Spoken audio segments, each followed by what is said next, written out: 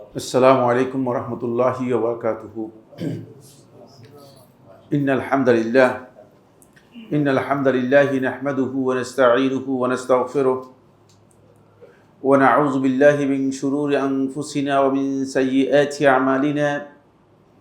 من يهده الله فلا مضل له ومن يضلل فلا هادي له، وأشهد أن لا إله إلا الله وحده لا شريك له، وأشهد أن محمدًا عبده ورسوله. أما بعد، فإن أصدق الحديث كتاب الله، وخير الهدي هدي محمد صلى الله عليه وسلم، وشر الأمور محدثاتها، وكل محدثة بدعة، وكل بدعة ضلالة، وكل ضلالة في النار، أو كما قال عليه الصلاة والسلام.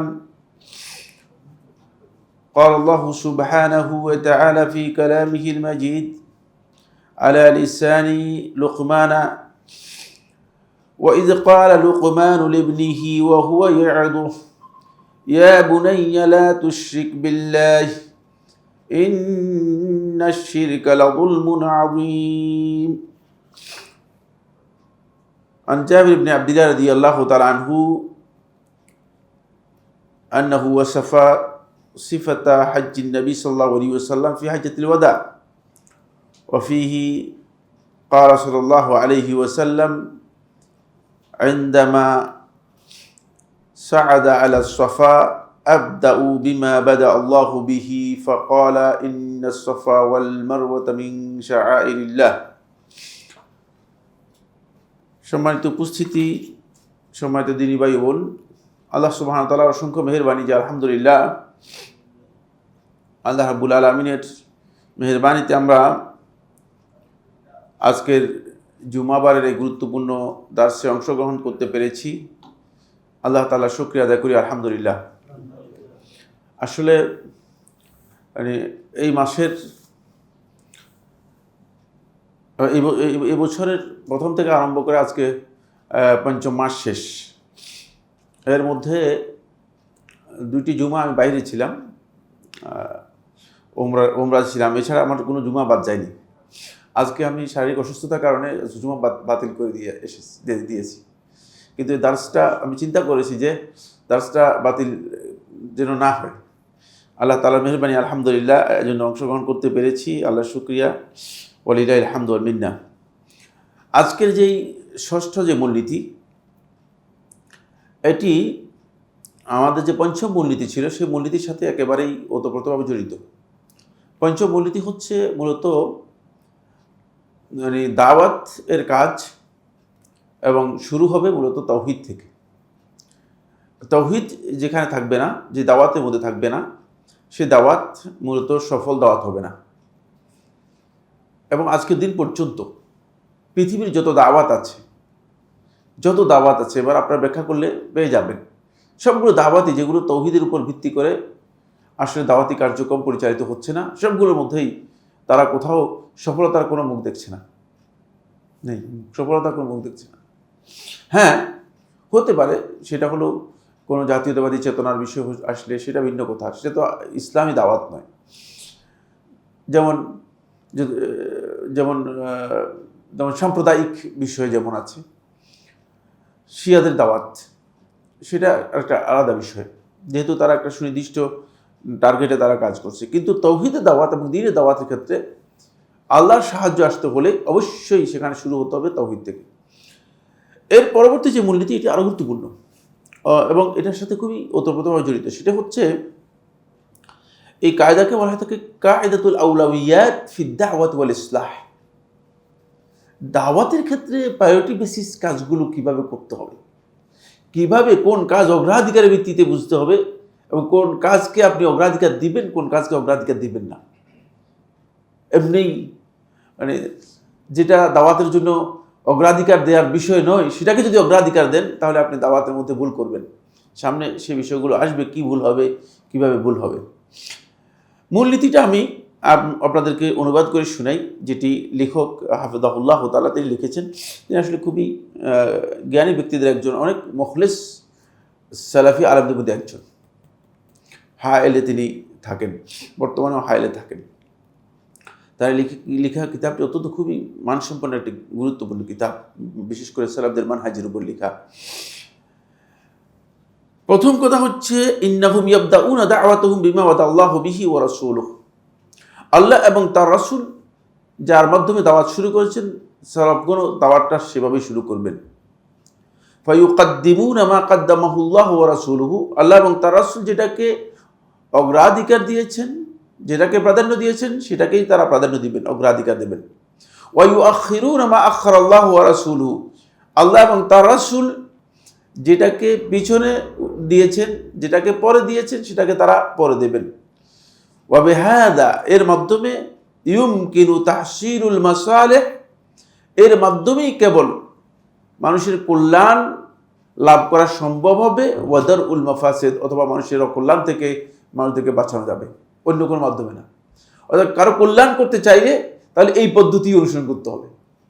কারো যদি অকল্যাণ থেকে তাকে রক্ষা করতে চান, তাহলে এই পদ্ধতি আপনাকে অনুসরণ করতে হবে। এদিকে ইঙ্গিত করে, এই কায়দাকে উল্লেখ করে তিনি কোরআনে কারিমের গুরুত্বপূর্ণ অনেকগুলো দলিল এখানে উল্লেখ করেছেন। সব আলোচনা করলে অনেক লম্বা আলোচনার মধ্যে দলিলগুলোর মধ্যে প্রথম দলিল হচ্ছে মূসা আলাইহিস সালাতু ওয়াস সালামের সময় এক অত্যন্ত প্রজ্ঞাময় ব্যক্তি ছিল, তার নাম হচ্ছে লুকমান। কেউ কেউ লুকমান হাকিম বলে। হাকিম হেকমত থেকে, তার মানে হেকমত এবং প্রজ্ঞা ছিল অনেক বেশি। মানে চিন্তা করেন, মানে তার হেকমত এমন এক পর্যায়ে পৌঁছেছে যে মানে আল্লাহ রাব্বুল আলামিন তো হেকমত দিয়েছেন, কোনো সন্তান, হেকমত তো আল্লাহর পক্ষ থেকে, কিন্তু মানুষদের মধ্যে তার হেকমতটা আল্লাহ তাআলার কাছে এত গুরুত্বপূর্ণ মানে হয়েছে যে তার কথা আল্লাহ রাব্বুল আলামিন কোট করতেছেন। চিন্তা করেন, এটা ভাবনার বাইরের বিষয়। আল্লাহ সুবহানাহু ওয়া তাআলা কোরআনে কারীমের মধ্যে আল্লাহ রাব্বুল আলামিন নবীদের বিভিন্ন ডায়লগ কোট করেছেন, কিন্তু নবীদের কোনো বক্তব্য কোট করেননি। বুঝতে পেরেছেন? নবীদের কোনো বক্তব্য কোরআনে কারীমে, নবীদের ডায়লগগুলো কোট করেছেন, উম্মাতের সাথে ডায়লগ যেগুলো আছে সেগুলো কোথাও কোথাও কোট করেছেন, কিন্তু নবীদের বক্তব্য কোট করেননি। এখানে আল্লাহ সুবহানাহু ওয়া তাআলা লুকমানের বক্তব্য কোট করতেছেন আল্লাহ তাআলা। বিষয়টি কত গুরুত্বপূর্ণ হলে যেটা আল্লাহ রাব্বুল আলামিন সরাসরি কোট করতেছেন। এখান থেকে বোঝা যায় যে এটি খুবই গুরুত্বপূর্ণ একটি বিষয়। বাকি পুরো বিষয় আমি আলোচনা করবো না, আপনারা সবাই জানেন। সূরা লুকমানের 13 থেকে আরম্ভ করে 17 নম্বর আয়াত দেখে নিলে ক্লিয়ার হয়ে যাবে। ওয়াইজ ক্বালা লুকমানু লিবনিহি, যখন লুকমান তার সন্তানকে বলল, নিজের সন্তানকে তিনি উপদেশ দিচ্ছিলেন যখন, তখন ওয়া হুয়া ইয়াইদুহু, তাকে উপদেশ দিচ্ছেন। উপদেশ দেওয়ার সময় যে কথাগুলো বলছেন সেগুলো হচ্ছে ইয়া বুনাইয়া লা তুশরিক বিল্লাহ ইন্নাশ শিরকা লাযুলমুন আযীম। দেখছেন, মানে দাওয়াতের শুরুটা কিভাবে হবে, কোনটা অগ্রাধিকার পাবে, মানে এটা মানে এই বক্তব্যের মধ্যে একেবারেই সুস্পষ্টভাবে প্রস্ফুটিত হয়েছে। প্রথমেই শিরকের ব্যাপারে সতর্ক করে দিচ্ছে, তাওহীদের বিষয়টি সতর্ক করে দিচ্ছে। তার কারণ হচ্ছে এটা হলো দাওয়াতের শুরু। এই জন্য দাঈ ইলাল্লাহ তিনি যদি আউলাবিয়াত না বুঝেন, তাহলে যেটা দিয়ে শুরু করার কথা নয় সেটা দিয়ে দাওয়াত শুরু করবেন, সেটা দিয়ে কি করবেন, দাওয়াত শুরু করবেন। এবং আমাদের এই সমাজের মধ্যে যেহেতু অনেকে এজেন্ডাদারি দাওয়াত, আমার হয়তো এই বক্তব্য অনেকের কাছে খুব পছন্দ হবে না। এজেন্ডাদারি দাওয়াত হলে তিনি তার এজেন্ডার দাওয়াত নিয়ে আসেন, যদিও সেটা আসলে ইম্পর্টেন্ট লেস, মানে তেমন কোনো ইম্পর্টেন্স এর নেই, খুব বেশি গুরুত্বপূর্ণ নয়। তাওহীদের বিষয়টি এত গুরুত্বপূর্ণ যে আল্লাহ রাব্বুল আলামিনের কাছে এত বেশি পছন্দ হয়েছে যে আল্লাহ তাআলা এটা কোট করেছেন, এবং এটা আল্লাহ রাব্বুল আলামিন এটাকে কীভাবে প্রায়োরিটি দিয়েছেন দেখেন, প্রথমেই সেটা নিয়ে এসেছেন। এরপরে আল্লাহ সুবহানাহু ওয়া তাআলা লুকমানের এই কথাটাকেই আল্লাহ রাব্বুল আলামিন এর মাঝখানে আল্লাহ তাআলা তার কথাকে কি করেছেন, ঢুকিয়ে দিয়েছেন। কথা ছিল লোকমানের কথা কোট করতেছেন, পুরাটাই তো লোকমানের কথা আসার কথা। যেহেতু আল্লাহ সুবহানাহু ওয়া তাআলার হক, খুব ভালো করে খেয়াল করেন, আল্লাহ তাআলার হক যেহেতু মানে সন্তানকে জানিয়ে দিয়েছে, ফলে আল্লাহ রাব্বুল আলামিন মানে সন্তানের উপর যেই হক রয়েছে, তার পিতার হক রয়েছে, এটাকে আল্লাহ রাব্বুল আলামিন কি করেছেন, এখানে যুক্ত করে দিয়েছেন। ওয়াসাইনাল ইনসানা বিওয়ালিদাইহি হামালাতহু উম্মুহু ওয়াহনান আলা ওয়াহনিন ওয়া ফিসালুহু ফি আমাইনি আনিশকুর লি ওয়া লিওয়ালিদাইকা ওয়া ইলাইয়াল মাসির। দেখেন, মানে এখানে আল্লাহ সুবহানাহু ওয়া তাআলা সন্তানের হকটাকে কি করেছেন, একসাথে উল্লেখ করে দিয়েছেন। তারপরে ওয়া ইজ্জাহাদাকা, এবার আবার তার বক্তব্যের মধ্যে মানে চলে গিয়েছে পিতামাতার সাথে সাথে আপনার আচরণটা কী হবে। কারণ আল্লাহর হকের পরে সবচেয়ে গুরুত্বপূর্ণ হক হচ্ছে এই জমিনে পিতামাতার হক। আপনি কোরআনে কারীমের যতগুলো আয়াত দেখবেন, সবগুলো আয়াতের মধ্যে আল্লাহ রাব্বুল আলামিন আল্লাহর হকের সাথে এটাকে যুক্ত করে উল্লেখ করেছেন। কিন্তু দুর্ভাগ্যের বিষয় হচ্ছে যে আসলে আজকের সন্তানরা পিতামাতার এই যে হক রয়েছে, এই হকের বিষয়গুলো এত অসচেতন যে পিতামাতার যে হক আছে একটু যদি মানে চলার মতো অবস্থা হয়, তখন পিতামাতাকে মনে করে যে পিতামাতাই বেশিরভাগ সন্তানকে গাইড করে। মানে আমাদের এই কালচারের মধ্যে এমনটাই দেখতে পাচ্ছি। অনেক পিতারা এসে বলতেছে যে মানে বিয়ে করার জন্য সন্তানের কাছ থেকে অনুমতি নিতে হবে কিনা। মানে আমার জিজ্ঞেস করতেছিল কিছুদিন আগে একজন, বুঝতে পেরেছে, মানে পিতামাতাকে এখন সন্তান গাইড করতেছে, বুঝতে পেরেছে। মানে পিতামাতার প্রতি সন্তানরা এত মানে তাদেরকে এত বেশি কন্ট্রোলে রাখতেছে, কারণ সন্তান পিতামাতাকে জিজ্ঞেস করে পিতামাতা কি করবে না করবে সেটা ফয়সালা করতে হচ্ছে। আল্লাহ সুবহানাহু ওয়া তাআলা এখানে আল্লাহর হকের পরপরই পিতামাতার হকের পরপরই আল্লাহ রাব্বুল আলামিন সন্তানকে তিনি আল্লাহ তাআলার অবাধ্যতার বিষয়টি, গুনাহের বিষয়টি কত শক্তিশালী, কত ভয়ঙ্কর সেটা উল্লেখ করেছেন। তারপরে এসে সালাতের কথা উল্লেখ করেছেন। দেখেন, ইয়া বুনাইয়া আকিমিস সালাহ, এরপরে এসে সালাতের কথা উল্লেখ করেছেন। ওয়া আমুর বিল মারুফ ওয়া নাহি আনিল মুনকার, এটা উল্লেখ করেছেন। তারপরে তাকে গুরুত্বপূর্ণ কিছু আখলাক যেগুলো অর্জন করা খুবই দরকার, সে আখলাকগুলো কি করেছেন, তাকে শিখিয়ে দিয়েছেন। এটা থেকে বোঝা যাচ্ছে যে মূলত দাঈ ইলাল্লাহ তার দাওয়াতের মধ্যে তিনি অগ্রাধিকারের ভিত্তিতে কোন কাজটি শুরু করবেন সেটাকে তিনি গুরুত্ব দেবেন, তাহলে তার এই কাজটা সফল হবে। এবং এর মাধ্যমে তিনি যা টার্গেট করেছেন, যে কল্যাণে টার্গেট করেছেন, যাদের জন্য কল্যাণে টার্গেট করেছেন সেটা অর্জন করতে পারবেন। আর যে অকল্যাণ থেকে তিনি লোকদেরকে বাঁচানোর জন্য চেষ্টা করছেন, সে অকল্যাণ থেকে তিনি লোকদেরকে রক্ষা করতে পারবেন। ফলে অন্য আয়াতগুলোতেও আল্লাহ রাব্বুল আলামিন এইদিকে ইঙ্গিত করেছেন এবং এই কথাগুলো বলেছেন। সেগুলো আর আমি যেহেতু সময়ের দিকে লক্ষ্য রেখে যাচ্ছি না। একটি হাদিস, এই হাদিসটি ইমাম বুখারী রাহিমাহুল্লাহ তাআলা তার সহিতে বর্ণনা করেছেন। এটা হলো 4707 নম্বর হাদিস, সহিহ বুখারী 4707 নম্বর হাদিস। আন ইউসুফ ইবনে মাহিক রাহিমাহুল্লাহ তাআলা, ইউসুফ ইবনে মাহিক বর্ণনা করেন, قال, তিনি বলেন, ইন্নী ইনদা আয়েশা উম্মুল মুমিনিন রাদিয়াল্লাহু তাআলা আনহা, আমি একদিন উম্মুল মুমিনিন আয়েশা রাদিয়াল্লাহু তাআলার কাছে ছিলাম। ইজ জাআহা ইরাকিয়ুন, তার কাছে একজন ইরাকি ব্যক্তি আসলো। ইরাকি বলতে মানে কুফা এবং বসরা, তখন এটাকে ইরাক বলা হতো। একজন ইরাকি ব্যক্তি তার কাছে আসলো। ফাকালা, তারপর প্রশ্ন করলো, আইয়ুল কাফানে খায়রুন, কাফনের মধ্যে কোনটা ভালো হবে। আমাদেরকে লোকের মাঝে মধ্যে প্রশ্ন করে, প্রশ্ন শুনলে একটু মেজাজও খারাপ হয়, আবার উত্তর দিতে হয়, এরকম আর কি। বুঝতে পেরেছেন কি? মনে হয় যেন দুনিয়ার সব কিছু ঠিক হয়ে গেছে, শুধু এই জায়গায় গিয়ে আটকা পড়ে আছে। ঠিক একই প্রশ্ন, বলে কাফনটা কোনটা ভালো হবে, মানে জানতে চাইছে যে মানে সাদা দিবে না কালো দিবে না কাফন কোন দিবে। কালাত ওয়াইহাক, আর তোমার কি হলো, তোমার ধ্বংস হোক। মায়াতুররুকা, তোমার কি ক্ষতি আছে, কি ক্ষতি হবে তোমার এই যে কাফনের মধ্যে তুমি কি চাচ্ছ। কাফন হলেই তো হয়ে গেল, আবার কোনটা কাফনের মধ্যে ভালো হবে এই প্রশ্ন কেন। উম্মুল মুমিনিন আয়েশা রাদিয়াল্লাহু তাআলা আনহা অপছন্দ করলেন। আমাদের অনেকের প্রশ্ন এরকমই হয়, বুঝতে পেরেছি।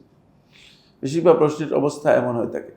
আজকে অনলাইনে একজন প্রশ্ন করেছে যে রফুল ইয়াদাইন যদি না করে তাহলে নামাজ হবে কিনা তার, বুঝতে পেরেছেন। তো মানে প্রশ্ন এটা মানে এই ধরনেরই, মানে এই পর্যায়ের প্রশ্ন। কাফন এর প্রশ্ন পালা, তখন আবার প্রশ্ন করলে ইয়া উম্মুল মুমিনিন, হে উম্মুল মুমিনিন, আরনি মুসহাফাক, আপনি আপনার মুসহাফটা আমাকে দেখান। কালাত ওয়ালিমা, কেন? কাল আলা আল্লি ওয়া আল্লিফ, আমি একটু সাজাই দিব। মুসহাফ তো তখন আলাদা আলাদা লেখা হতো, তখন এরকম তো বই ছিল না, বুঝতে পেরেছে।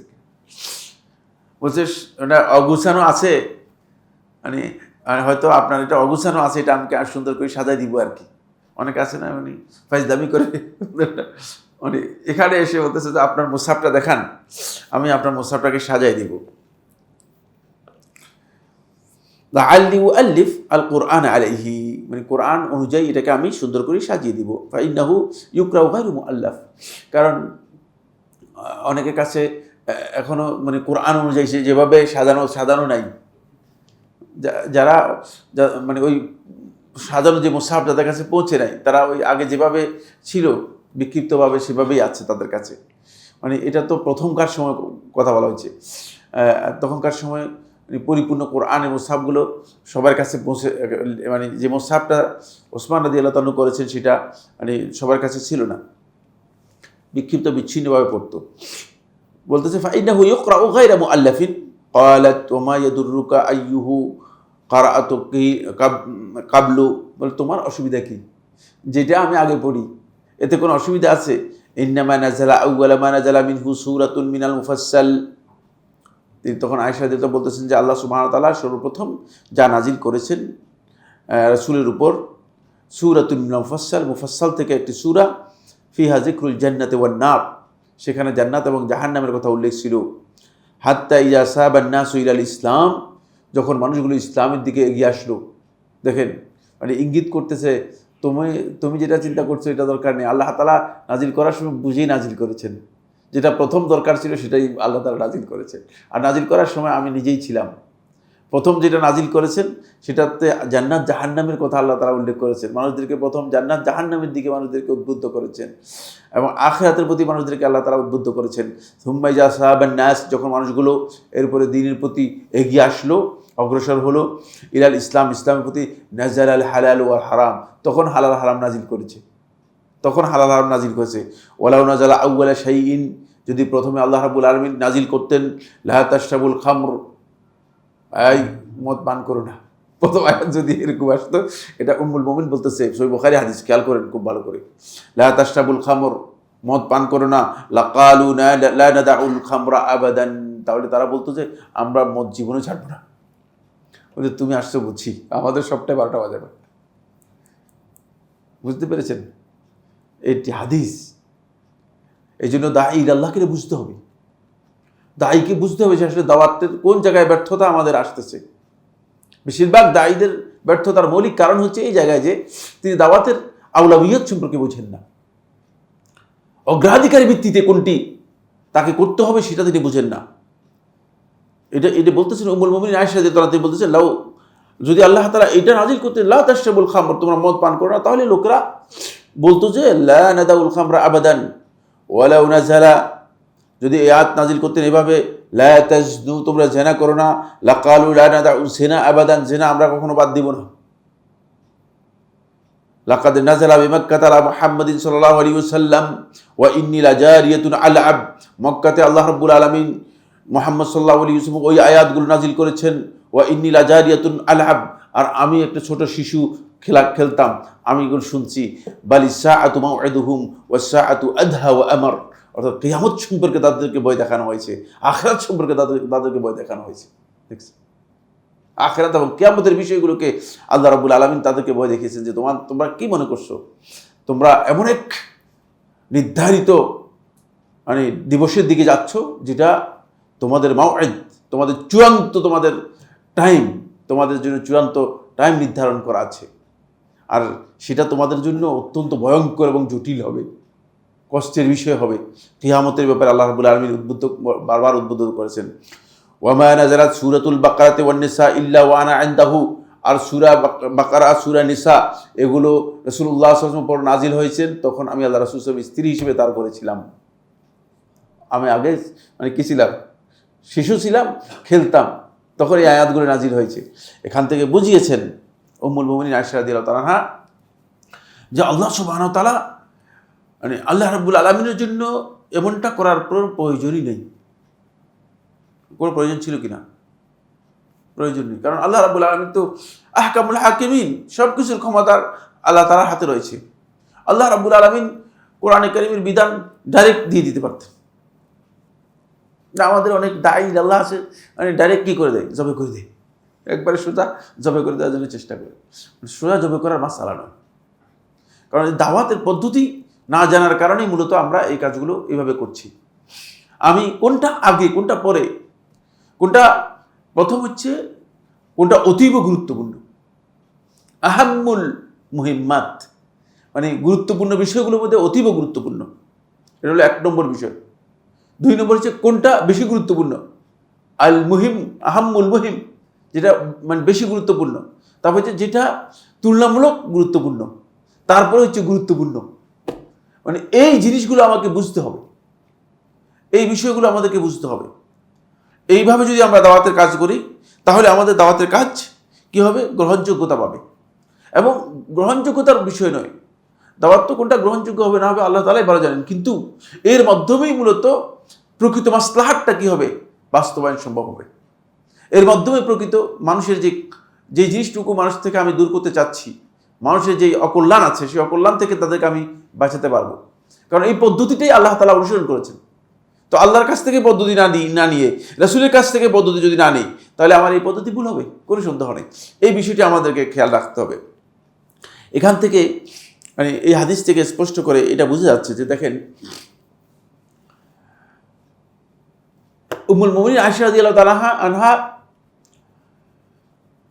এই লোকের প্রথম যে প্রশ্নটা ছিল কাফনের ব্যাপারে, তার প্রশ্নটাকে এত উপেক্ষা করেছেন যে প্রশ্ন কোনো উত্তরই দিয়েছেন কিনা? হ্যাঁ, কোনো উত্তর দিন নেই। দেখছেন হাদিসটা আমরা পুরোটা অর্থ করে ফেলেছি। কোনো উত্তরই দেন নাই। কেন উত্তর দেন নাই? এই ফালতু প্রশ্নের প্রয়োজন নেই, উম্মতের জন্য ফালতু এই প্রশ্ন প্রয়োজন নেই, বুঝলেন? কোনো কাজে লাগবে না এই প্রশ্ন। দ্বিতীয়, সে যেই প্রস্তাব দিয়েছে সেই প্রস্তাবটা ভালো,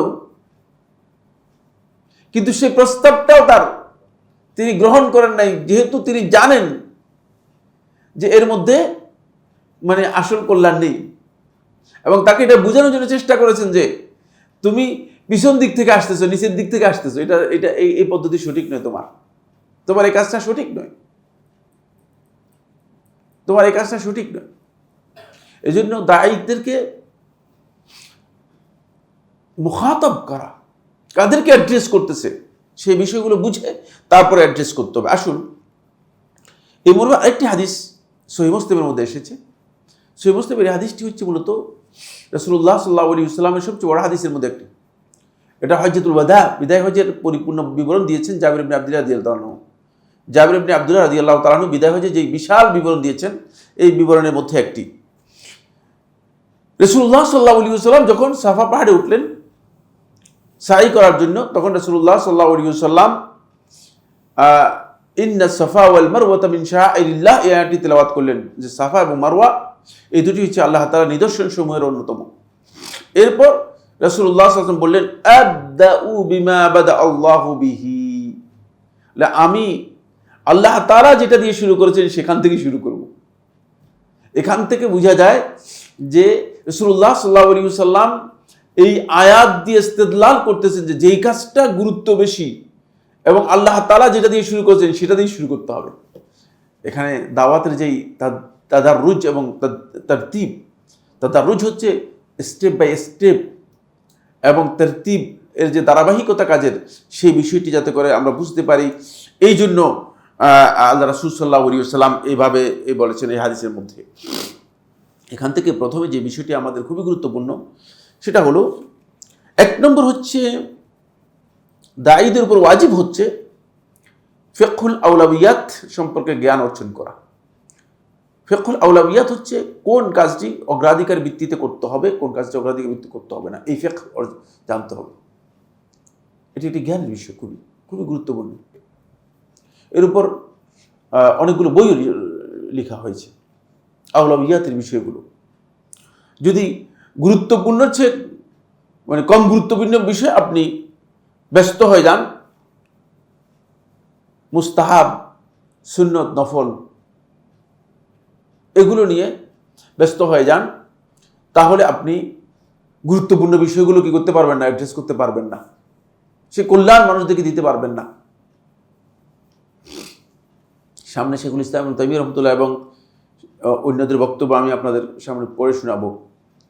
মানে দাওয়াতের মানহাজের মধ্যে এটা অত্যন্ত গুরুত্বপূর্ণ যে আপনি আসলে কোন ধরনের লোকদেরকে দাওয়াত দিচ্ছেন। যাদেরকে দাওয়াত দিচ্ছেন তারা যদি মানে তাওহীদ সম্পর্কে জ্ঞান রাখে, তাহলে তাদেরকে আপনি তাওহীদের পরবর্তী স্টেপে দাওয়াত দিবেন। তাওহীদের পরবর্তী স্টেপ হচ্ছে তাদেরকে সুন্নাহর জ্ঞান দিবেন। সুন্নাহ বলতে কোনটাকে বোঝায়? আমরা এখানে অনেকবার বলেছি সুন্নাহ কাকে বলা হয়, কে বলতে পারবেন? হ্যাঁ, রাসূলুল্লাহ সাল্লাল্লাহু আলাইহি ওয়াসাল্লামের পদ্ধতি। সুন্নাহ হচ্ছে রাসূলুল্লাহ সাল্লাল্লাহু আলাইহি ওয়াসাল্লাম পদ্ধতি। সুন্নাহ বলতে এখানে উদ্দেশ্য এই নয় যে যেটা মানে ফরজও নয়, ওয়াজিব নয়, করলে সওয়াব আছে, এই সুন্নতকে বোঝাচ্ছি না। মেসওয়াক করা বোঝান না, তারপরে এই ঢিলাকুলুক নেওয়া ইত্যাদি সুন্নতের কথা বলতেছি। সুন্নাহ হচ্ছে গোটা রাসূলুল্লাহ সাল্লাল্লাহু আলাইহি ওয়াসাল্লাম জীবন পদ্ধতি, যেটা এটা হচ্ছে সুন্নাহ। বুঝতে পেরেছেন? এটা হচ্ছে সুন্নাহ। এবং সুন্নাহ সম্পর্কে জ্ঞান দেবেন। তারপরে সুন্নাহ সম্পর্কে তাকে জ্ঞান দেওয়ার সাথে তাকে অবশ্যই হালাল হারামের বিষয়গুলো আপনাকে কি দিতে হবে, তারপরে যেতে হবে। এটার তারতিব আপনাকে বুঝতে হবে। এটা ওয়াজিব, বিশেষ করে দায়ীদের জন্য ওয়াজিব। দ্বিতীয় নম্বর ওয়াজিব হচ্ছে ফিকহুল আউলাবিয়াতের জ্ঞানের সাথে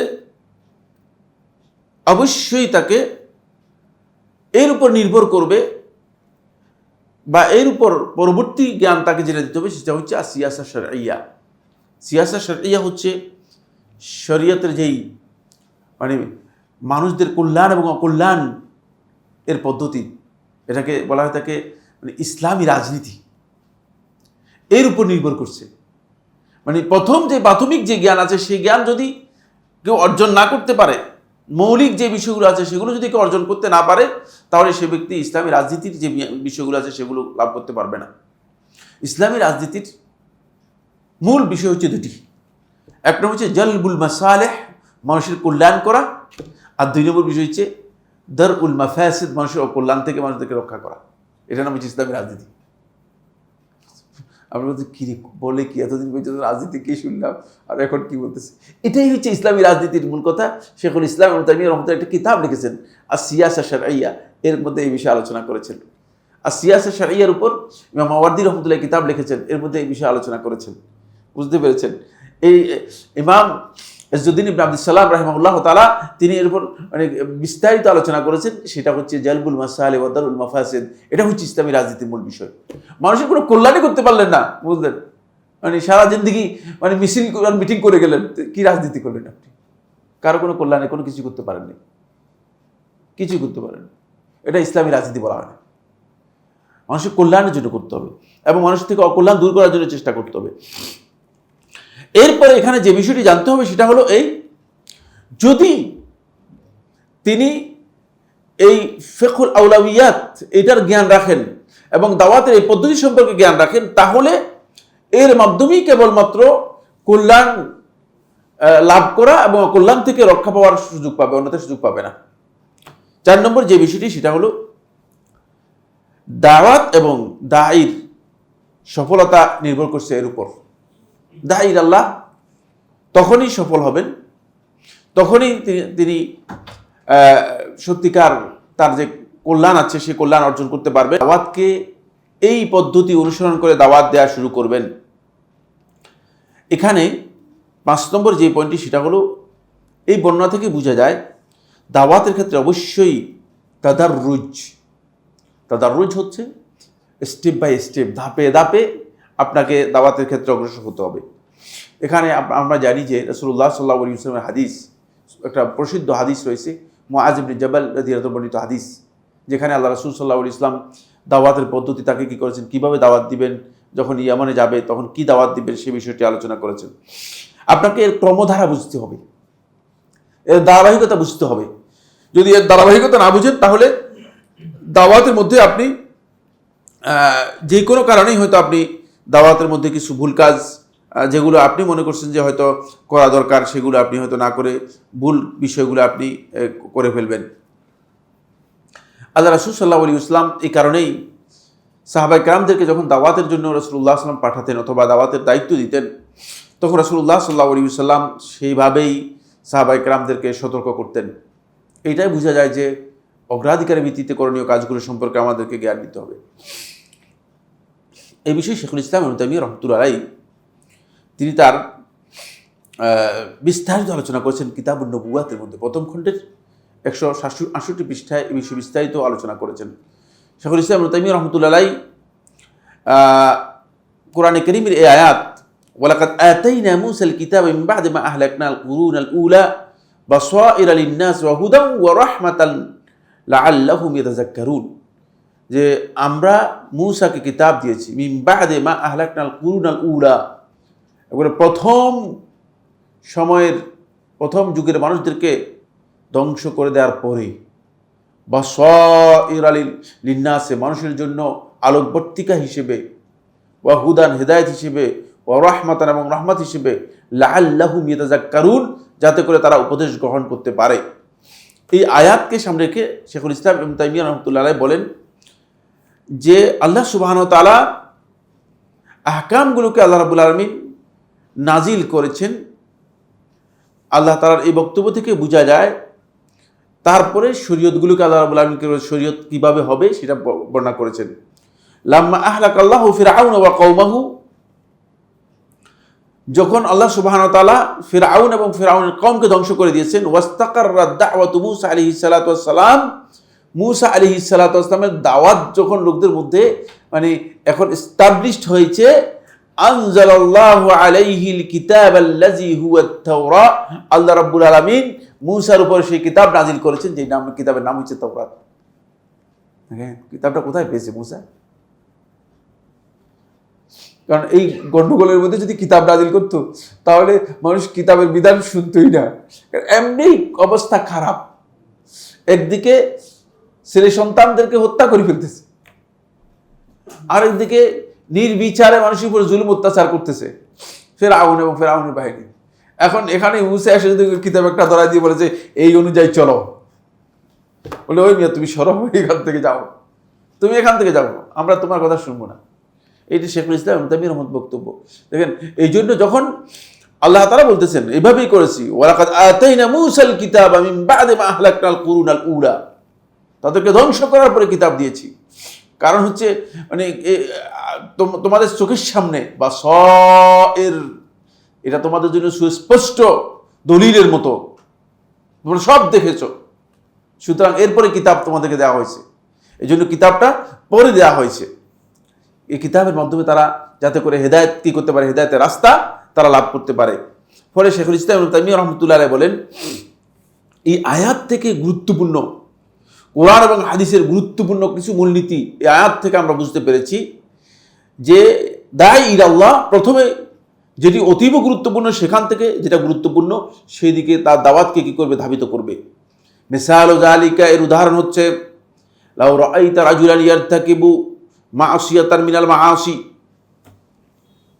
দেখেন যে একজন লোক মানে একটা গুনাহ করতেছে, ওয়া হুয়া মুশরিক, সে মুশরিক, কিন্তু দেখতেছে যে একটা গুনাহ করতেছে। এর উদাহরণ হচ্ছে মুশরিক ব্যক্তি শিরক করে, মানে মুশরিক, আপনি জানেন যে লোকটা মুশরিক, কিন্তু দেখতেছে যে একটা গুনাহের কাজ করতেছে। হাল তাকুলু লাহু, তাকে কি আপনি বলবেন সল্লি ওয়া হুয়া মুশরিক? মুশরিককে বলবেন আসো যাই সালাত আদায় করো, এই সালাত আদায় করো না কেন? দাওয়াতের মানে পদ্ধতি নয় এটা। তাকুলু লাহু সুম, রমাদানের সিয়াম পালন করো, ওয়া হুয়া মুশরিক, অথচ সে মুশরিক। আম তাকুলু লাহু উদখুল ফিল ইসলাম ওয়ানতুক বিশহাদাতাইন, তাকে আপনি বলবেন যে প্রথমে ইসলাম গ্রহণ করো, শাহাদাতাইন তাকরীর করো, ঘোষণা দাও। ওয়া আকরা বিত-তাওহীদ আউয়ালান, প্রথমে তাওহীদের ইকরার করে ঘোষণা দাও, সুম্মা তা'মুরুহু বা'দা যালিকা বিস-সালাহ, এরপরে সালাতের নির্দেশ দিবেন। ফা ইন্নাকা লাউ আমারতাহু বিস-সালাতি ওয়া হুয়া মুশরিক, মুশরিককে যদি তুমি প্রথমে সালাতের নির্দেশ দাও, সালাতও গুরুত্বপূর্ণ, কিন্তু সালাতের চেয়ে তাওহীদ অনেক বেশি গুরুত্বপূর্ণ, তাহলে সে কি বলে লান তাকাদাহু আউয়ালান, প্রথমেই সে সেটাকে অস্বীকার করবে, সে প্রথমেই তোমার এই বক্তব্যকে সে ডিনাই করবে, এই বক্তব্য কি করবে না, গ্রহণ করবে না। ফাকাইফা বিগাইরিহি, সুতরাং অন্যদের ব্যাপারে কেমন, কাইফা তা'মুরু মান লাইসা বিমুসলিমিন বিস-সালাহ ফা ইন্না হাযা খিলাফুল মাতলুব, সুতরাং যে ব্যক্তি মুসলিমই না তাকে কিভাবে তুমি সালাতের নির্দেশ দিচ্ছ। এই জন্য আমাদের এখানে অনেকগুলো ভুল, এর মধ্যে একটা ভুল হচ্ছে যে সুবহানাল্লাহর ফজিলত নিয়ে আপনি আলোচনা করতেছেন, কিন্তু এই লোকটা মুশরিক না মুসলিম সেটাও জানি না, তার ঈমান ঠিক আছে কিনা, আদৌ ঈমানের উপর আছে কিনা, ঠিক না, এটা তো গুরুত্বপূর্ণ বিষয়, আসলে এটা গুরুত্বপূর্ণ বিষয়। আপনি জান্নাত জাহান্নাম মানে একেবারেই সরাসরি দিয়ে দিচ্ছেন, কিন্তু আপনি এই লোক ব্যক্তির মানে হাকিকতুল ঈমান তার আছে কিনা, আদৌ ঈমানের উপর আছে কিনা সেটাই আমার জানা নেই। মিসালুন আখার, দ্বিতীয় একটা উদাহরণ দিয়েছেন শেখুল ইসলাম রহমতুল্লাহ, বলেন লাউ রাআইতা শাখসান ইয়াশরাবু দুখান ওয়া হুয়া মুশরিক, যদি কোনো ব্যক্তি দেখো যে মানে সে মানে বিড়ি বা সিগারেট খাচ্ছে ইত্যাদি, তুমি মুশরিক, তাকে কি মানে এখান থেকে নিষেধ করবা, নাকি তুমি বলবা যে প্রথমে শিরক থেকে তুমি তাকে ফিরানোর জন্য চেষ্টা করবে, শিরক থেকে ফিরানোর জন্য চেষ্টা করবে। কারণ এই ব্যক্তির কাছে সবচেয়ে গুরুত্বপূর্ণ বিষয় হচ্ছে সে আসলে দ্বীনে আসতে হবে, তার অন্যায় যে কাজগুলো আছে সেগুলো তখনই আমরা ধরে দেব, তখনই আমরা বলবো যখন সে দ্বীনের মধ্যে আসবে, পরিপূর্ণরূপে দ্বীনের মধ্যে আসবে। ঠিক অনুরূপভাবে ইনকারুর রিবা, সুদ অস্বীকার করা, ওয়াজ জিনা, ওয়া ইয়া'মুরুনা বিল হিজাব, মানুষদেরকে পর্দার নির্দেশ দেওয়া, এগুলো সবগুলো শরীয়তে যে বিধি নিষেধগুলো আছে সবগুলোর জন্য ভিত্তি হচ্ছে অবশ্যই তার কাছে মানে প্রথমে ইসলামের মৌলিক বিষয়গুলো সম্পর্কে তার পরিপূর্ণ জ্ঞান থাকতে হবে। যদি ইসলামের মৌলিক বিষয় সম্পর্কে তার কাছে জ্ঞান না থাকে, তাহলে আপনি যদি তাকে চেষ্টা করেন আপনি দাওয়াত দেওয়ার জন্য, তাহলে আপনি দাওয়াত দিতে গিয়ে দাওয়াত ক্ষতিগ্রস্ত হবে এবং আপনার দাওয়াত সফলতা লাভ করবে না, দাওয়াতি কাজ কি হবে না, সফলতা লাভ করবে না।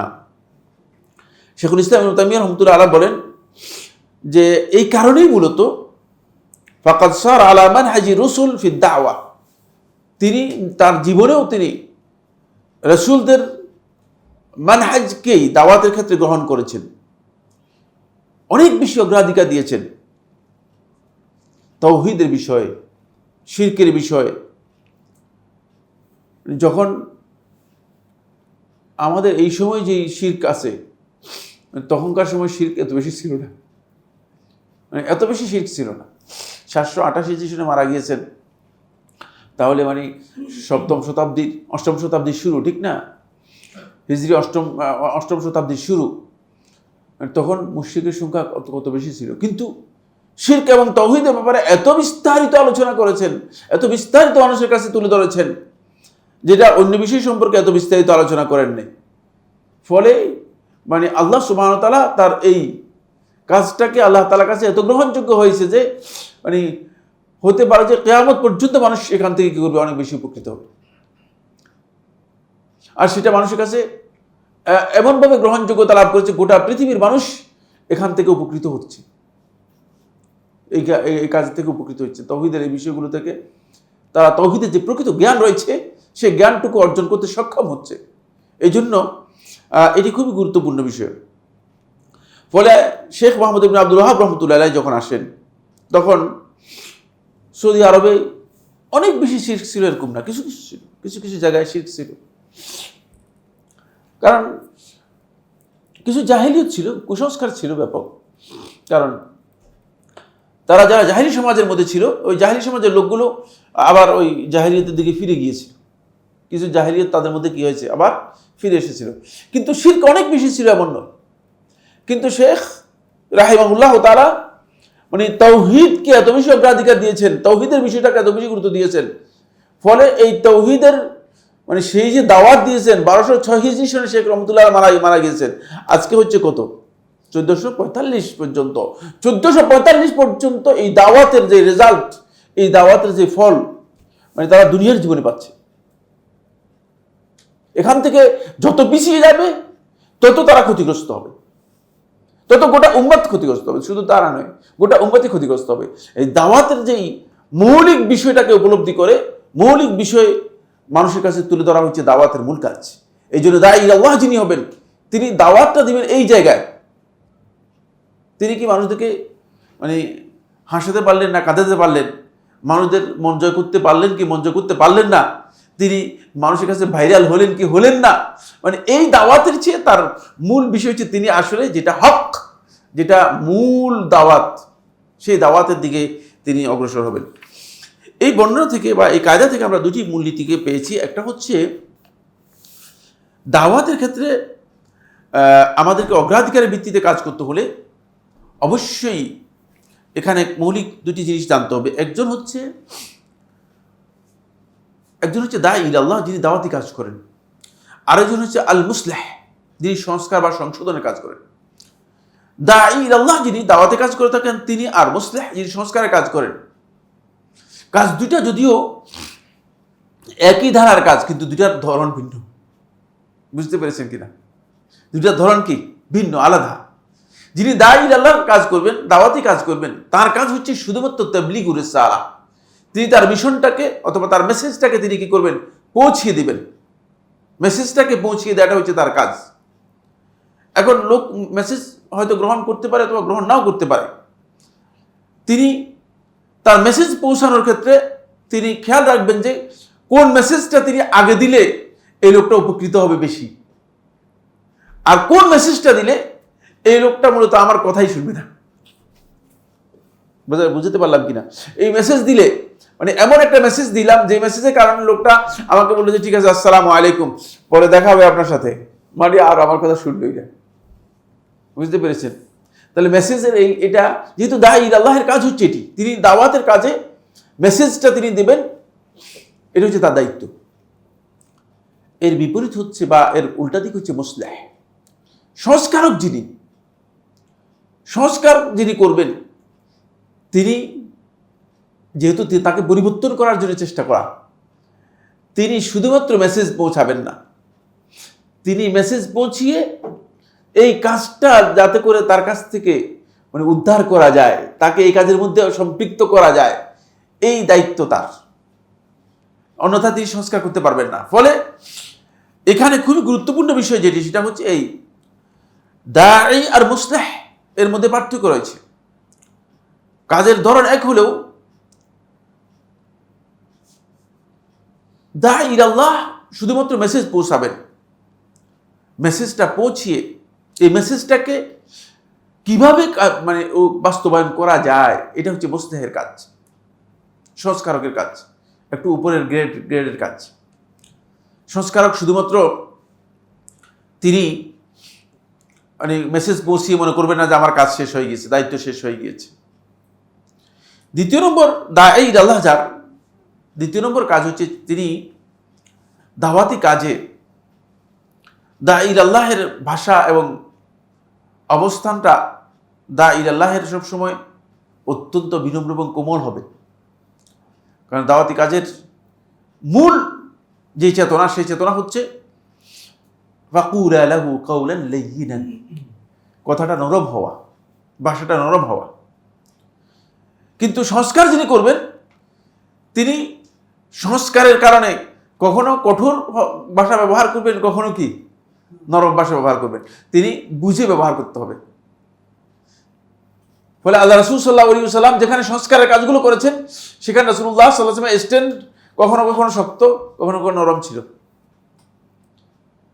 সংস্কারের কাজ ভিন্ন জিনিস, এটা বুঝতে হবে সংস্কারককে। তিনি আসলে মানে যাদেরকে সংস্কারের জন্য, যে জিনিসটাকে সংস্কারের জন্য সমাজে কাজ করতেছেন, সেটা কিভাবে সংস্কার করলে, কিভাবে সংশোধন করলে এটা সংশোধন করা সম্ভব, সেই আলোকে তিনি অগ্রসর হবেন। মানুষের তবিয়তের মধ্যে গরম এবং নরম দুই ধরনের তবিয়ত দিয়ে মানুষদেরকে আল্লাহ তাআলা সৃষ্টি করেছেন। তবে বেশিরভাগ লোকই মানে যদি তার মধ্যে পরিবর্তন আনতে চান, তাহলে তাকে আপনি মানে শুধুমাত্র দাওয়াত দিতে, নরম দাওয়াত দিতে পারবেন, কিন্তু যদি তার মধ্যে পরিবর্তন আনতে চান তাহলে তাকে একটু হিট দিয়ে করতে হবে। সংস্কারক এই বিষয়টি উপলব্ধি করতে হবে, কোন জায়গায় হিট দিলে, মানে কোন জায়গায় একটু মানে টাইট দিলে অথবা বিট দিলে, আঘাত করলে মানে সে এটাকে গ্রহণ করবে, এটা সংস্কারক বুঝবে। যিনি সংশোধনের কাজ করবেন তিনি বুঝবেন। এই জন্য ইনকারুল মুনকারের ক্ষেত্রে শক্তির কথা বলা হয়েছে, সামর্থ্যের কথা বলা হয়েছে। আল্লাহ রাসূল সাল্লাল্লাহু আলাইহি ওয়াসাল্লাম যখন ইনকারুল মুনকারের কথা বলেছেন, মান রাআ মিনকুম মুনকারান ফালিয়ুগাইয়িরু বিয়াদিহি, দেখছেন যে তোমাদের মধ্যে কোন মুনকার দেখবে সেজন্য হাত দিয়ে এটাকে পরিবর্তন করে। হাত দিয়ে পরিবর্তন করবে কিভাবে? যখন শক্তি থাকবে তখন হাত দিয়ে পরিবর্তন করবে। কিন্তু দাঈ আল্লাহর কাজ এটা নয়, তিনি পরিবর্তন করার কাজ করবেন না। তিনি যদি পরিবর্তন করতে যান তিনি তাহলে দাওয়াত ব্যর্থ হয়ে যাবে, দাওয়াতে কাজে কি হয়ে যাবে? ব্যর্থ, দাওয়াতে কাজের মধ্যে ব্যর্থ হয়ে যাবে। 3 নম্বর যে কাজটি, দাঈ ইলাল্লাহ, তিনি তার দাওয়াতটা ইলমের ভিত্তিতে দাওয়াতটা দিবেন। দাওয়াতের ভিত্তি হচ্ছে ইলম, জ্ঞানের ভিত্তিতে দাওয়াত দিবেন। অবশ্যই এটা খুবই গুরুত্বপূর্ণ বিষয় যে ইলম না থাকবে, জ্ঞান না থাকবে, আন্দাজের উপর দাওয়াত দেয়া, এটি ইসলামী দাওয়াতের পরিপন্থী। কুল হাযিহি সাবিলি আদউ ইলাল্লাহি আলা বাসীরাতিন আনা ওয়া মান ইত্তাবা'আনি, আলা বাসীরা, অবশ্যই জ্ঞানের ভিত্তিতে দাওয়াতটা হতে হবে। কিন্তু যিনি সংস্কারের কাজ করবেন তিনি জ্ঞান এর সাথে হিকমতটা সবচেয়ে বেশি গুরুত্বপূর্ণ।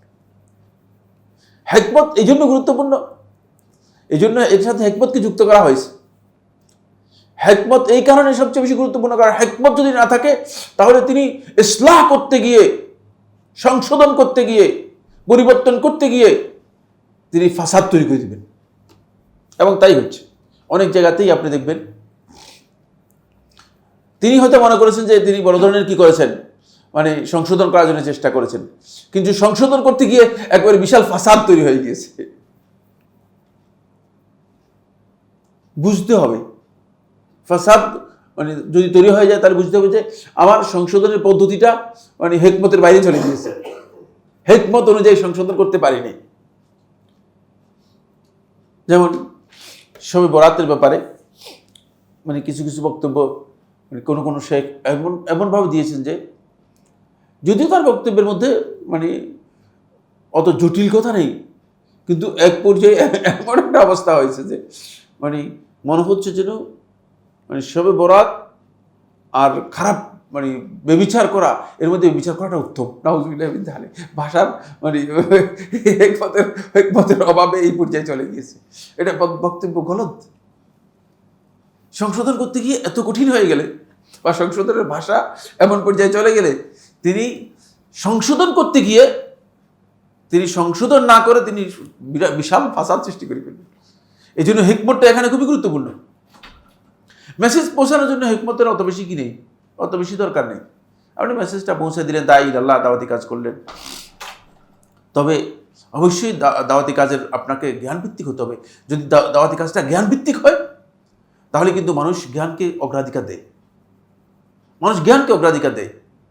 মানে আন্দাজে এলোমেলো বক্তব্য, এলোমেলো কথা, জ্ঞানের বাইরে বক্তব্য আসলে মানুষের কাছে গ্রহণযোগ্য হয় না, মানুষ গ্রহণ করতে চায় না। আর বিশেষ করে এখন হচ্ছে এটাকে বর্তমান সময়টাকে বলা যেতে পারে যে ইনফরমেশনের টাইম অফ দ্য ইনফরমেশন, মানে এখন ইনফরমেশনের যুগটাই ইনফরমেশনের। মানুষের কাছে ইনফরমেশন আছে, তথ্য আছে, সুতরাং সেই তথ্য মানুষের কাছে থাকলে এখন জ্ঞান যদি আপনি মানুষদেরকে দিতে না পারেন তাহলে আপনার বক্তব্য, আপনার দাওয়াত কি হবে না, গ্রহণযোগ্য হবে না। মানুষ সেটাকে গ্রহণযোগ্য মানে নিতে চাইবে না। এরপরে দাঈ ইলাল্লাহ, তার দাওয়াতের মধ্যে তিনি যাকে দাওয়াত দিচ্ছেন, মাদউ, যাকে দাওয়াত দিচ্ছেন শুধুমাত্র মানে তার প্রতি তার মানে অন্তরের ভালোবাসা এবং মানে অনুগ্রহ দয়া থাকবে যে তাকে আসলে কিভাবে তার কাছে দাওয়াতটা আমি পৌঁছাতে পারি। এই জন্য তিনি এই ভালোবাসা দিয়ে কি করবেন, তার প্রতি দয়া এবং ভালোবাসা দিয়ে তাকে দাওয়াতটা পৌঁছানোর জন্য চেষ্টা করবেন, দাঈ ইলাল্লাহ যিনি হবেন। কিন্তু মুসলিহ যিনি রয়েছেন তিনি সংশোধন করতে গেলে মাঝে মধ্যে ভালোবাসা ছাড়াও মানে তাকে হতে পারে যে তাকে ধমকও দিতে হবে। ফলে আল্লাহ সুবহানাহু ওয়া তাআলা কোরআনে কারীমের মধ্যে ওয়াঈদের শব্দগুলি ব্যবহার করেছেন জায়গায় জায়গায়, দেখছেন কারণ ওয়াইদের শব্দ আসতো না। ওয়াইদ হচ্ছে যেগুলোতে ধমক দেওয়া হয়েছে, বিভিন্ন জায়গায় ধমকের কথা এসেছে, কঠিন কঠিন ধমকের কথা এসেছে। এই ধমকের কথাগুলো এই জন্য এসেছে যাতে করে আমরা এগুলো থেকে জ্ঞান নিতে পারি যে যদি আমি সংস্কার এবং সংশোধনের কাজে যাই তাহলে আমাকে মানে একসাথে দুইটাই কি করতে হবে, ব্যবহার করতে হবে, দুইটাকে হাতে নিতে হবে। আমি যেহেতু আমার কাছে মানে তাকে অনুপ্রাণিত উদ্বুদ্ধ করার জন্য কিছু বিষয় আছে যেগুলোকে রাগায়েব বলা হয় থাকে, যেগুলো মানুষকে উৎসাহ দেয়। আবার এমন কিছু বিধান আছে, এমন কিছু বক্তব্য আছে যেগুলো তাকে সতর্ক করতে হবে। এজন্য আল্লাহ রাব্বুল আলামিন নবী এবং রাসূলদের, যেহেতু নবী এবং রাসূলগণ শুধু দাওয়াত নিয়ে আসেন নাই, নবী এবং রাসূলগণ সংস্কারের কাজের জন্য এসেছেন, সংশোধনের কাজের জন্য এসেছেন। ফলে রুসুলান মুবাশশিরিন ওয়া মুনযিরিন, দেখছেন তারা রাসূল হিসেবে প্রেরিত হয়েছেন, মুবাশশিরিন ওয়া মুনযিরিন, সুসংবাদদাতা হিসেবে এবং সতর্ককারী হিসেবে।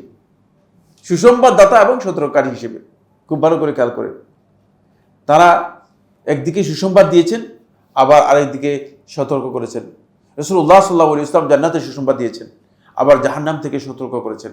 এই জন্য সংস্কারককে এই বিষয়, এই দিকটাকে বিবেচনা করে সংস্কারক কাজ অগ্রসর হবে।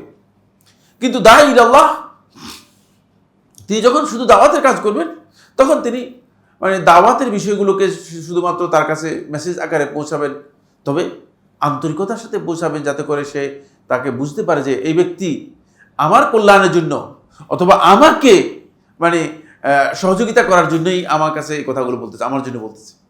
এটা যাতে করে বুঝতে পারে, যাতে করে একজন ব্যক্তি আপনাকে বুঝতে পারে যে না, এই লোক তো আমার কল্যাণ চায়, শুভাকাঙ্ক্ষী।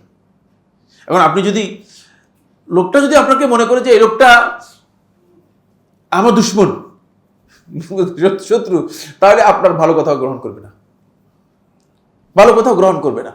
এই জন্য আমরা বলেছি, আমরা যখন ইনকারুল মুনকার সম্পর্কে আলোচনা করেছিলাম তখন আমরা একবার এই আলোচনার মধ্যে বা এখানে না বা কোথাও আলোচনার মধ্যে বলেছি যে ইনকারুল মুনকারের জন্য গুরুত্বপূর্ণ বিষয় হচ্ছে কোনো ব্যক্তির প্রতি বিদ্বেষ অথবা ঘৃণা পোষণ করে আপনি ইনকারুল মুনকার করলে সে ইনকারুল মুনকার গ্রহণযোগ্য হবে না কোনোদিন। তার প্রতি সর্বোচ্চ আন্তরিকতা এবং ভালোবাসা নিয়ে ইনকারুল মুনকার করতে হবে। ঘৃণার মাধ্যমে এটা হয় না, এখানে অবশ্যই ভালোবাসা, আন্তরিকতা থাকতে হবে। আমরা অনেকেই আছি মানে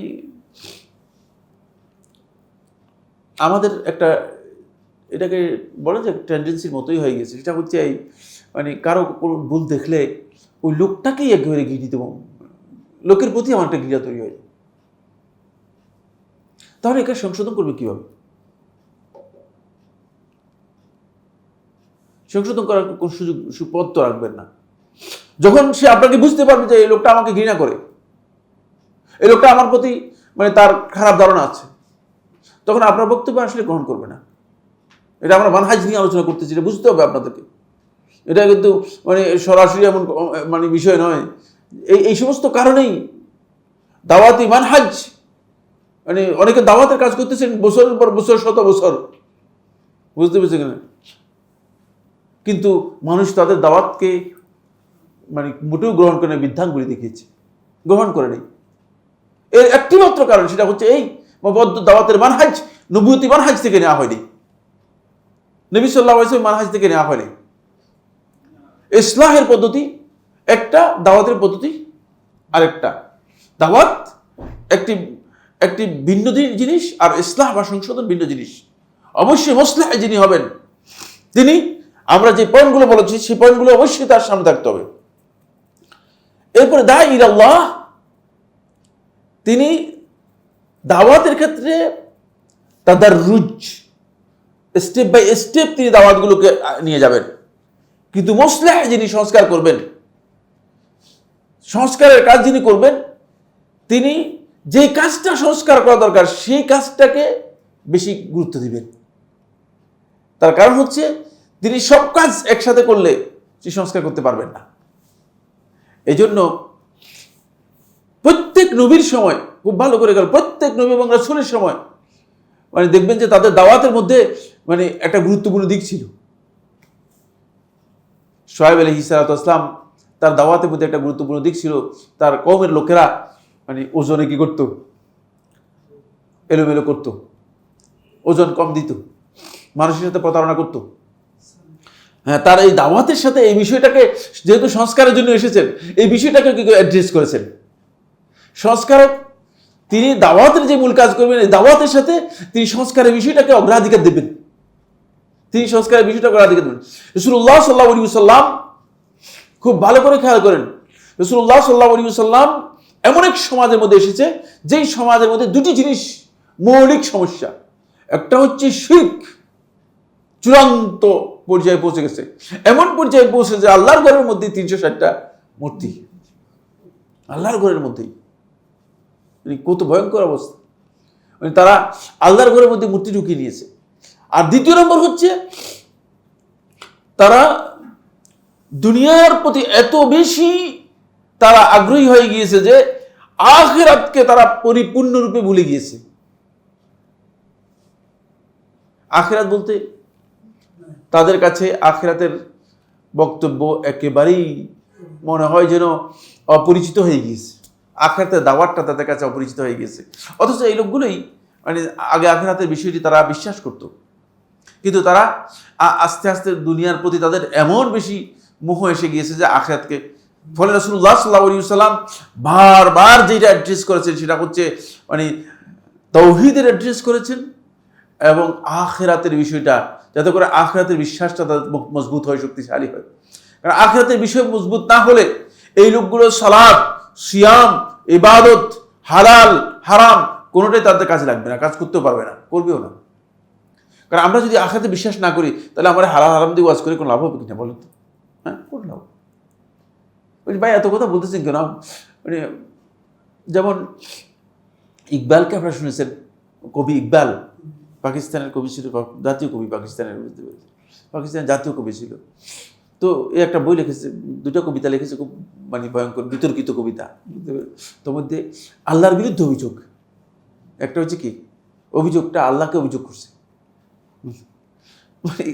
অবশ্য কবিরা বেশিরভাগ পাগল টাইপের হয়, এতে মানে অসুবিধা নেই, সুবিধাটা এদের তেমন কোনো অসুবিধা নেই।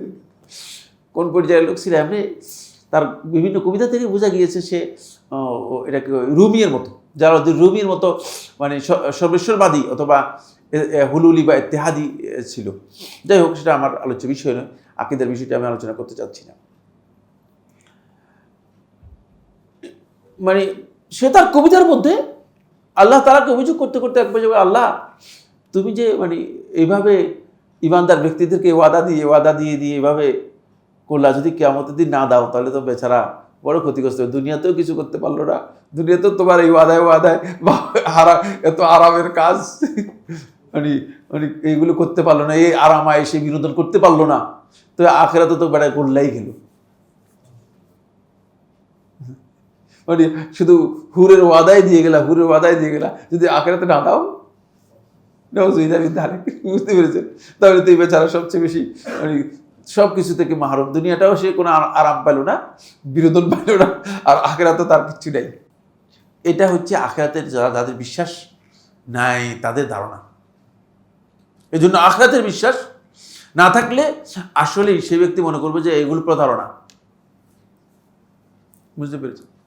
এবং এই আমাদের সমাজের মধ্যে সকল আমরা যারা মুসলিম আছি, মুসলিমদের শতকরা 80% লোক আখিরাতে বিশ্বাস করে না। আপনি আসলে বলতেছেন আমি আখিরাতে বিশ্বাস করি, আখিরাতে বিশ্বাস করেন কিচ্ছু না। আসলে আখিরাতে বিশ্বাস করলে সে ব্যক্তি হারাম করার কোনো সুযোগ নেই, হারাম কাজ করতে পারবে কিনা প্রশ্নই আসে না। সুতরাং আসল কথা হচ্ছে সে আসলে আখিরাতে বিশ্বাস করে না, শুধুমাত্র কি করে মানে লৌকিকভাবে বলতেছে যে আমি আখিরাতের প্রতি বিশ্বাস পোষণ করে থাকি। না, লৌকিক এই বিশ্বাস আখিরাতের বিশ্বাসের জন্য যথেষ্ট হবে না, আখিরাতের বিশ্বাসের জন্য যথেষ্ট হবে না। আসুন, ফলে ৬ষ্ঠ নম্বর যেই মূলনীতি, এই মূলনীতির মধ্যে দাওয়াত এবং ইসলাহের জন্য আমাদেরকে যেই তারতিব, আমাদেরকে যে ধারাবাহিকতা রক্ষা করতে হবে দাওয়াতের জন্য, সেটা হচ্ছে প্রথমে তাওহীদের দাওয়াত আমাদেরকে অগ্রাধিকার দিতে হবে। দ্বিতীয়ত তাওহীদের সাথে শিরক সম্পর্কে মানুষদেরকে সতর্ক করতে হবে। এটা ইসলামী আকীদার মৌলিক বিষয়। এই কারণেই এই কথাগুলো এসেছে যে আপনি যেখান থেকে শুরু করবেন সেখান থেকে যদি শুরু না করে থাকেন তাহলে আপনার ভুল হবে, তাহলে আপনার কাজ সফলতা লাভ করবে না, আল্লাহ রাব্বুল আলামিন সফলতা দিবেন না। এই জন্য আল্লাহ তাআলা কোরআনে কারীমের মধ্যে আল্লাহ রাব্বুল আলামিন একেবারে স্পষ্ট করে বলে দিয়েছেন, ইন তানসুরুল্লাহ ইয়ানসুরকুম ওয়া ইউসাব্বিত আকদামাকুম।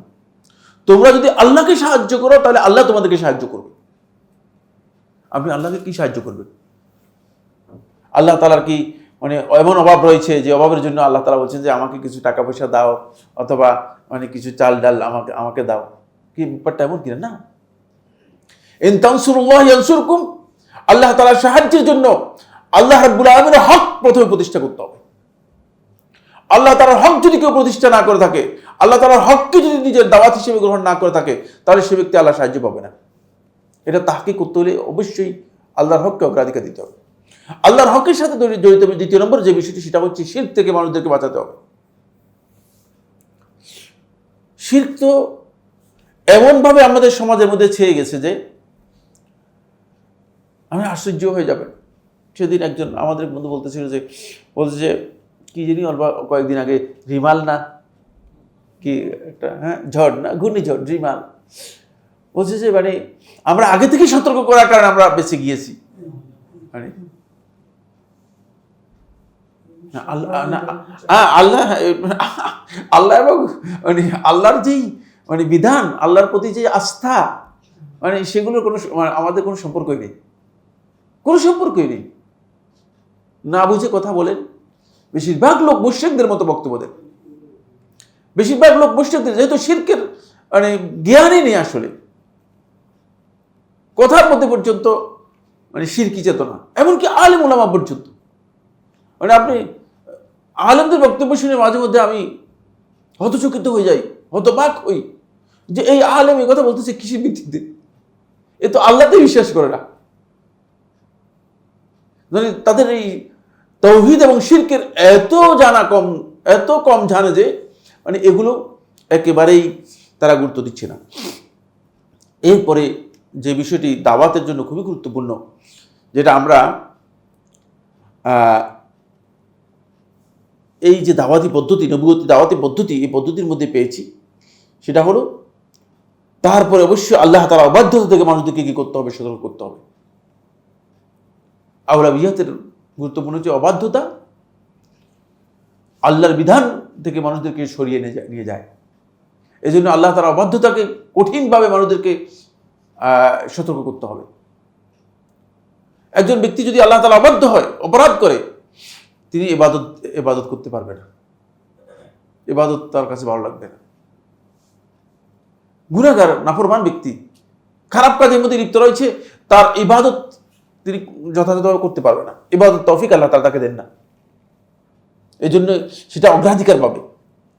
এটাই মূলত এই দাওয়াতের যে পদ্ধতি, যে তারতিব উল্লেখ করেছেন লোকমান এবং লোকমানের বক্তব্য থেকে আল্লাহ সুবহানাহু ওয়া তাআলা আমাদেরকে করেছেন, ইঙ্গিত দিয়েছেন। এরপরে যে বিষয়টি দাওয়াতের জন্য খুবই গুরুত্বপূর্ণ, সেটা হচ্ছে অবশ্যই দাওয়াতের মৌলিক কাজের মধ্যে একটি বিষয় হচ্ছে আসসালাহ। আপনি দেখেন রাসূলুল্লাহ সাল্লাল্লাহু আলাইহি ওয়াসাল্লাম একেবারে সর্বশেষ কথাগুলো এই ব্যাপারে বলেছেন। সালাত নাই তো আপনি তার কাছ থেকে অনেক কিছুই আশা করতে পারেন না। এই জন্য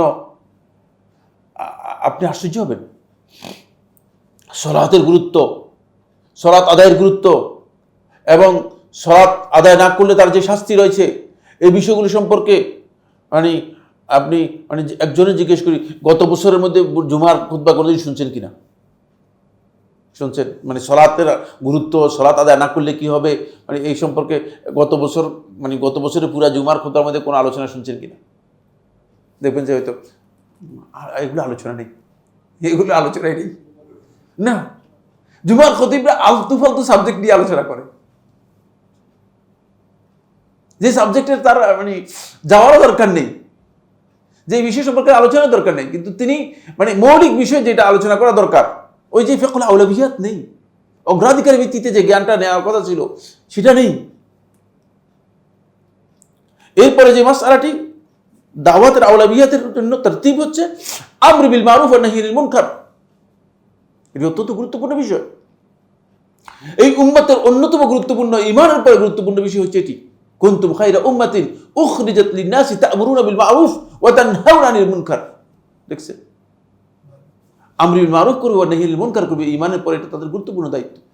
এই কারণেই মূলত এই উম্মতকে খায়র উম্মত বলা হয়েছে, মানে গোটা উম্মতের মধ্যে শ্রেষ্ঠ উম্মত হিসেবে আল্লাহ সুবহানাহু ওয়া তাআলা এদেরকে আখ্যায়িত করেছেন। কিন্তু আমর বিল মারুফ ওয়া নাহি আনিল মুনকার এগুলো সম্পর্কে তেমন কোনো আমাদের গুরুত্ব নেই এবং আমরা এগুলো আলোচনা করছি না। এরপরে যে বিষয়টি আওলাবিয়াতের মধ্যে আসবে সেটা হচ্ছে অবশ্যই আখলাক, খুবই গুরুত্বপূর্ণ বিষয়। দায়ীদের আখলাক খুবই গুরুত্বপূর্ণ বিষয়। দায়ী যিনি হবেন তিনি নিজের আখলাক সংশোধন করতে যদি না পারেন তাহলে অন্যদের আখলাক তিনি সংশোধন করতে পারবেন না। এজন্য দায়ী আল্লাহ যিনি হবেন তিনি তার আখলাকটাকে সংশোধন করবেন। আখলাকের মধ্যে দুটি পয়েন্ট অত্যন্ত গুরুত্বপূর্ণ। এজন্য এই আয়াতের মধ্যে এই বিষয়গুলো অগ্রাধিকার দেওয়া হয়েছে। আখলাকের মধ্যে সবচেয়ে গুরুত্বপূর্ণ দিক হচ্ছে সবর।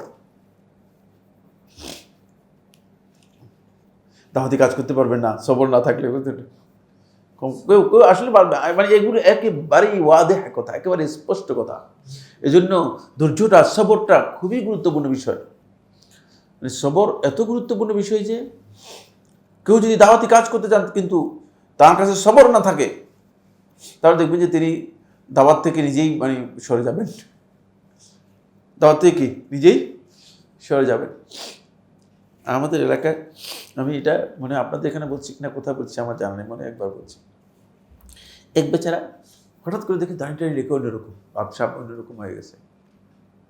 মানুষ কি ব্যাপার কি, ওই চিল্লাই গেছে, চিল্লাই গিয়ে টিয়ে হুজুর টুজুর হয়ে বললেন না, অন্যরকম ব্যবসা, মাথা মধ্যে পাখি টাকড়ে দিয়ে আসছে। মানুষ খুব অন্যরকম গিরি, হঠাৎ করে একবারে অনেক চেঞ্জ, চিল্লাই গেছে। 1 মাস বা 2 মাসের মাথায় দেখে দাঁড়িয়ে আর কিচ্ছু নেই, একেবারে লোকেরা জিজ্ঞেস করলে কি হয়েছে আপনার, কি ব্যাপার, হঠাৎ করে গেল কোথায়, কি গেছে কোথায়, এই যে এগুলো কোথায় গেল, দাঁড়িয়ে গেল কোথায়, বলে আরে আল্লাহ তো নেই, কি দাঁড়িয়ে আবার কি হয়েছে বলছে যে আল্লাহ যদি থাকতো তাহলে মসজিদ থেকে আমার টাকা চুরি হয়ে যেত, আমি মসজিদের মধ্যে দাওয়াতের কাজে গেছি, আমি দাওয়াতের কাজ করতেছি আর আমার মসজিদ থেকে টাকা চুরি হয়ে গেছে, আল্লাহই নেই। চিন্তা করেন, একেবারে এরকম দাওয়াতের কাজের জন্য যদি আপনি এরকম হন তাহলে এই অবস্থা হবে। দাওয়াতি কাজ করতে গিয়ে যদি কোনো ব্যক্তি আসলেই দাওয়াতের এই মিশন সম্পর্কে জ্ঞান না রাখে, সবর যদি তার না থাকে, তাহলে সে ব্যক্তি এই ধরনের অবস্থায় চলে যাবে, এই ধরনের একটা বিভ্রান্তি হতে চলে যাবে। সবর এখানে খুবই গুরুত্বপূর্ণ বিষয় দায়ী আল্লাহের জন্য। এরপরে গুরুত্বপূর্ণ বিষয় হচ্ছে যেটি, সেটা হলো অবশ্যই অহংকার মুক্ত হতে হবে। আসলে ইস্তেলা আমি আলেমদেরকে জীবনে কোনোদিন অহংকার আমি আলেমদের কাছে দেখিনি। আমি ব্যক্তিগতভাবে অনেক বড় বড় আলেমদের সাথে, পৃথিবীর শ্রেষ্ঠ আলেমদের মুখোমুখি হয়েছি, বুঝতে পেরেছেন, পৃথিবীর শ্রেষ্ঠ আলেমদের সামনে গিয়েছি, কিন্তু তাদের তাওয়াদু দেখে, তাদের বিনয় দেখে আমি নিজেকে মাঝে মধ্যে মনে করেছি যে আমি তো আসলে এখানে মিশে যাওয়া দরকার। কিন্তু আমাদের এদেশে অনেক আলেমের সামনাসামনি মুখোমুখি হয়েছি, তাদের অহংকার দেখে আমার কাছে মনে হয়েছে যে এরা আলেম কিনা, এদের অন্তরের মধ্যে তো আল্লাহ তাআলার ভয় মোটেও নেই।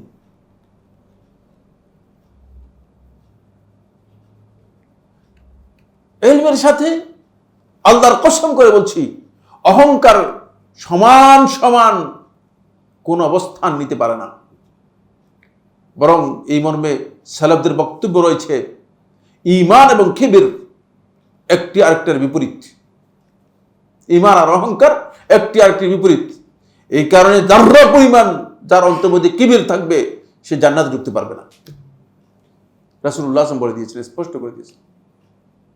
আর সেটা মানে দাওয়াতের ক্ষেত্রে এটা সবচেয়ে বড় ক্ষতির কারণ।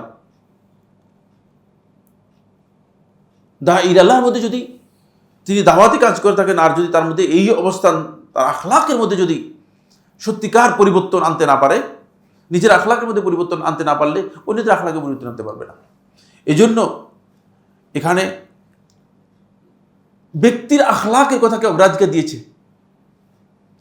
যাতে করে আপনি অন্যদের আখলাক পরিবর্তন করতে পারেন। আর আখলাক চরিত্রটা এমন একটা বিষয় যে এটি ব্যক্তির পরিবর্তনের সাথে অন্যকে কি করে প্রভাবিত করে। বলে সক্রেটিসের একটা বক্তব্য আমরা শুনেছি, সে তার বক্তব্য বলেছে জ্ঞান মূলত মানে জ্ঞানকে সরবরাহ করার মাধ্যমে অথবা জ্ঞানকে মানুষের কাছে তুলে ধরার মাধ্যমে জ্ঞান কি হয় না, জ্ঞান বিতরণ হয় না, জ্ঞান বিতরণ হয় অন্তর থেকে। এই বক্তব্যটা এই জায়গায় প্রযোজ্য, বুঝতে পেরেছেন? আসলেই এটা অন্তরের সাথে জড়িত বিষয়। কারণ আখলাক যদি আপনার সংশোধন হয়, তাহলে দেখবেন যে আপনার আখলাকটা অন্যকে প্রভাব বিস্তার করবে, সংশোধন হবে। এটা খুবই গুরুত্বপূর্ণ বিষয়। শুধুমাত্র ডেলিভারির মাধ্যমে, স্পিচের মাধ্যমে, বক্তব্যের মাধ্যমে সংশোধন হয় না। এই জন্য সংশোধনের এবং দাওয়াতের এই মিশনটাকে, এই যখন লোকমান তার ছেলেকে যখন এই কথাটা বলতেছেন, তখন কিন্তু মানে সরাসরি ব্যক্তিকে অ্যাড্রেস করতেছেন। নিজের সংশোধনটা মূলত সে পুরাটাকে কি করতে পারবে, সংশোধন করতে পারবে। এখানে অহংকারটা মানে চরিত্রের মধ্যে সবচেয়ে ভয়ঙ্কর দিক। এই কারণে রাসূলুল্লাহ সাল্লাল্লাহু আলাইহি ওয়াসাল্লাম, আল্লাহ নবী সাল্লাল্লাহু আলাইহি ওয়াসাল্লাম এত বেশি বিনয়ী ছিলেন যে নবী সাল্লাল্লাহু আলাইহি ওয়াসাল্লামকে মদিনার কোনো একজন দাসী যদি এসে নবী সাল্লাল্লাহু আলাইহি ওয়াসাল্লাম বলতে যে মুহাম্মদ সাল্লাল্লাহু আলাইহি ওয়াসাল্লাম আমার সাথে একটু কাজ আছে, আমার কাজটা একটু করে দিন, আপনি চলেন, রাসূলুল্লাহ সাল্লাল্লাহু আলাইহি ওয়াসাল্লাম তার সাথে চলে যেতেন। একথা মনে করতেন না যে আমি নবী, তুমি কি বলতেছো, তুমি কে, বুঝতে পেরেছেন? তার সাথে গিয়ে তার কাজটা করে দিতেন, তিনি তার কাজটা করে দিতেন। এই যে পরিবর্তন, এটা মূলত দাঈ আল্লাহের কাজের মধ্যে অত্যন্ত গুরুত্বপূর্ণ দিক, এবং এটাকে খুব গুরুত্ব দিয়ে আমাদেরকে কি করতে হবে, খেয়াল রাখতে হবে। এরপরে যে কাজটি, সেটা হচ্ছে তারতিবের মধ্যে মানে অগ্রাধিকারের ভিত্তিতে যে কাজটি হবে, সেটা হচ্ছে লোকদেরকে হালাল হারাম সম্পর্কে সচেতন করা। এটা অনেক পরের বিষয়। দেখছেন, আমরা শুধুমাত্র হালাল হারামের বিষয়টাকে অগ্রাধিকার দিয়ে এর মধ্যে কোনটা কোনটা ইখতিলাফি মাসআলা, এটা আলোচনা করতে পারলে ভাইরাল হওয়া যায়। কারণ ইখতিলাফি একটা মাসআলা যদি আমি একটা নতুন একটা ডেলিভারি দিতে পারি, সেদিন মানে ইয়েতে গেলাম, এটা মানে মতিঝিলে একটা প্রোগ্রামে গেলাম, তাই একজন বলে যে ভাই একটা নতুন ডেলিভারি আসছে, আপনি জানেন কিনা? আপনারা নিশ্চয়ই জানেন না, আপনারা জানেন না নতুন ডেলিভারি একটা আসছে? যে আমাদের এক বন্ধু একটা ডেলিভারি দিয়েছে নতুন, মানে নতুন নতুন কথা, মানে কোনো দরকার নেই যেগুলো নিয়ে মানে এমন ডেলিভারি দিচ্ছেন, মানে একটা এই হাদিস যে হাদিস না, এটাও তিনি জানেন, এটাও তিনি 100% জানেন যে এটা হাদিস না, এটা মিথ্যা কথা, হাদিসের নামে জালজালিয়াতি করা হয়েছে, কিন্তু তারপরে এটা ডেলিভারি দিচ্ছেন, এটা দিয়ে বক্তব্য দিচ্ছেন। ভাইরাল হলে লাভ কি হবে? কি কোন লাভ আছে? ভাইরাল হলে কোন লাভ আছে? কি করবে? প্রশ্নই আসে না। আল্লাহর কসম করে বলছি, যদি পৃথিবীর একজন মানুষ আপনাকে না চিনে, যদি আল্লাহ রাব্বুল আলামিনের কাছে আপনি মাকবুল হয়ে যান, তাহলে আপনার মর্যাদায় পৃথিবীর সমস্ত মানুষের চেয়ে বেশি। কেন আপনি এটা চিন্তা করতেছেন? আমাকে কোনো মানুষ না চিনো, কিন্তু আমার কিছু আসে যায় না। কোনো মানুষ যদি আমাকে দেখে সালাম না দেয়, আমার কি আসে যায়? কোনো অসুবিধা নেই। কিন্তু আল্লাহ রাব্বুল আলামিনের কাছে যদি গ্রহণযোগ্যতা হারিয়ে যায়, এর চেয়ে ক্ষতি আমার আর কিছুই নেই। কি কারণে আমি এত নতুন নতুন ডেলিভারি দিতে হবে, নতুন নতুন বক্তব্য দিয়ে মানুষের ভাইরাল হওয়ার জন্য চেষ্টা করতে হবে? প্রশ্নই আসে না। ইখতিলাফি মাসআলাগুলো নিয়ে অনেকেই মানে বেশি উদ্গ্রীব। নতুন একটা কথা বললেন, এবার দেখবেন যে এটা খুব বেশি মার্কেট পেয়ে গিয়েছে, ভাইরাল হয়ে যাচ্ছে। নাউজুবিল্লাহ মিন যালিক। আলেমদেরকে সচেতন হতে হবে। যথাসম্ভব খেয়াল রাখতে হবে যে এই ইখতিলাফি মাসআলাগুলো যথাসম্ভব এগুলো থেকে বেরিয়ে আসা যায়, এবং নতুন নতুন কথার চেয়ে যে কথাগুলো মানুষের জন্য কল্যাণ আছে, যেগুলোর মধ্যে মানুষের সংশোধন আছে, এই বিষয়গুলোকে অগ্রাধিকার দিতে হয়। এই জন্য ফিকহুল আউলাবিয়াতটা আমাদেরকে বুঝতে হবে। ফিকহুল আউলাবিয়াতের মধ্যে একটি গুরুত্বপূর্ণ বিষয় হচ্ছে, অনেকে জ্ঞান ছাড়াই দাওয়াত দেন, এটা ভুল কাজ। তিনি নিজেও পথভ্রষ্ট হবেন, অন্যকে পথভ্রষ্ট করবেন। আল্লাহ সুবহানাহু ওয়া তাআলা একেবারে এই বিষয়ে স্পষ্ট করেছেন, জ্ঞান ছাড়া কোনো দাওয়াত নেই। জানেন না, দাওয়াত দিবেন না। আপনি আমল করতে পারেন, কোনো অসুবিধা নেই, কিন্তু দাওয়াত দিতে হলে অবশ্যই আপনাকে এই বিষয়ে নিশ্চিত হতে হবে যে আমি এটা সহিভাবে জানি, এটা নিশ্চিত হতে হবে।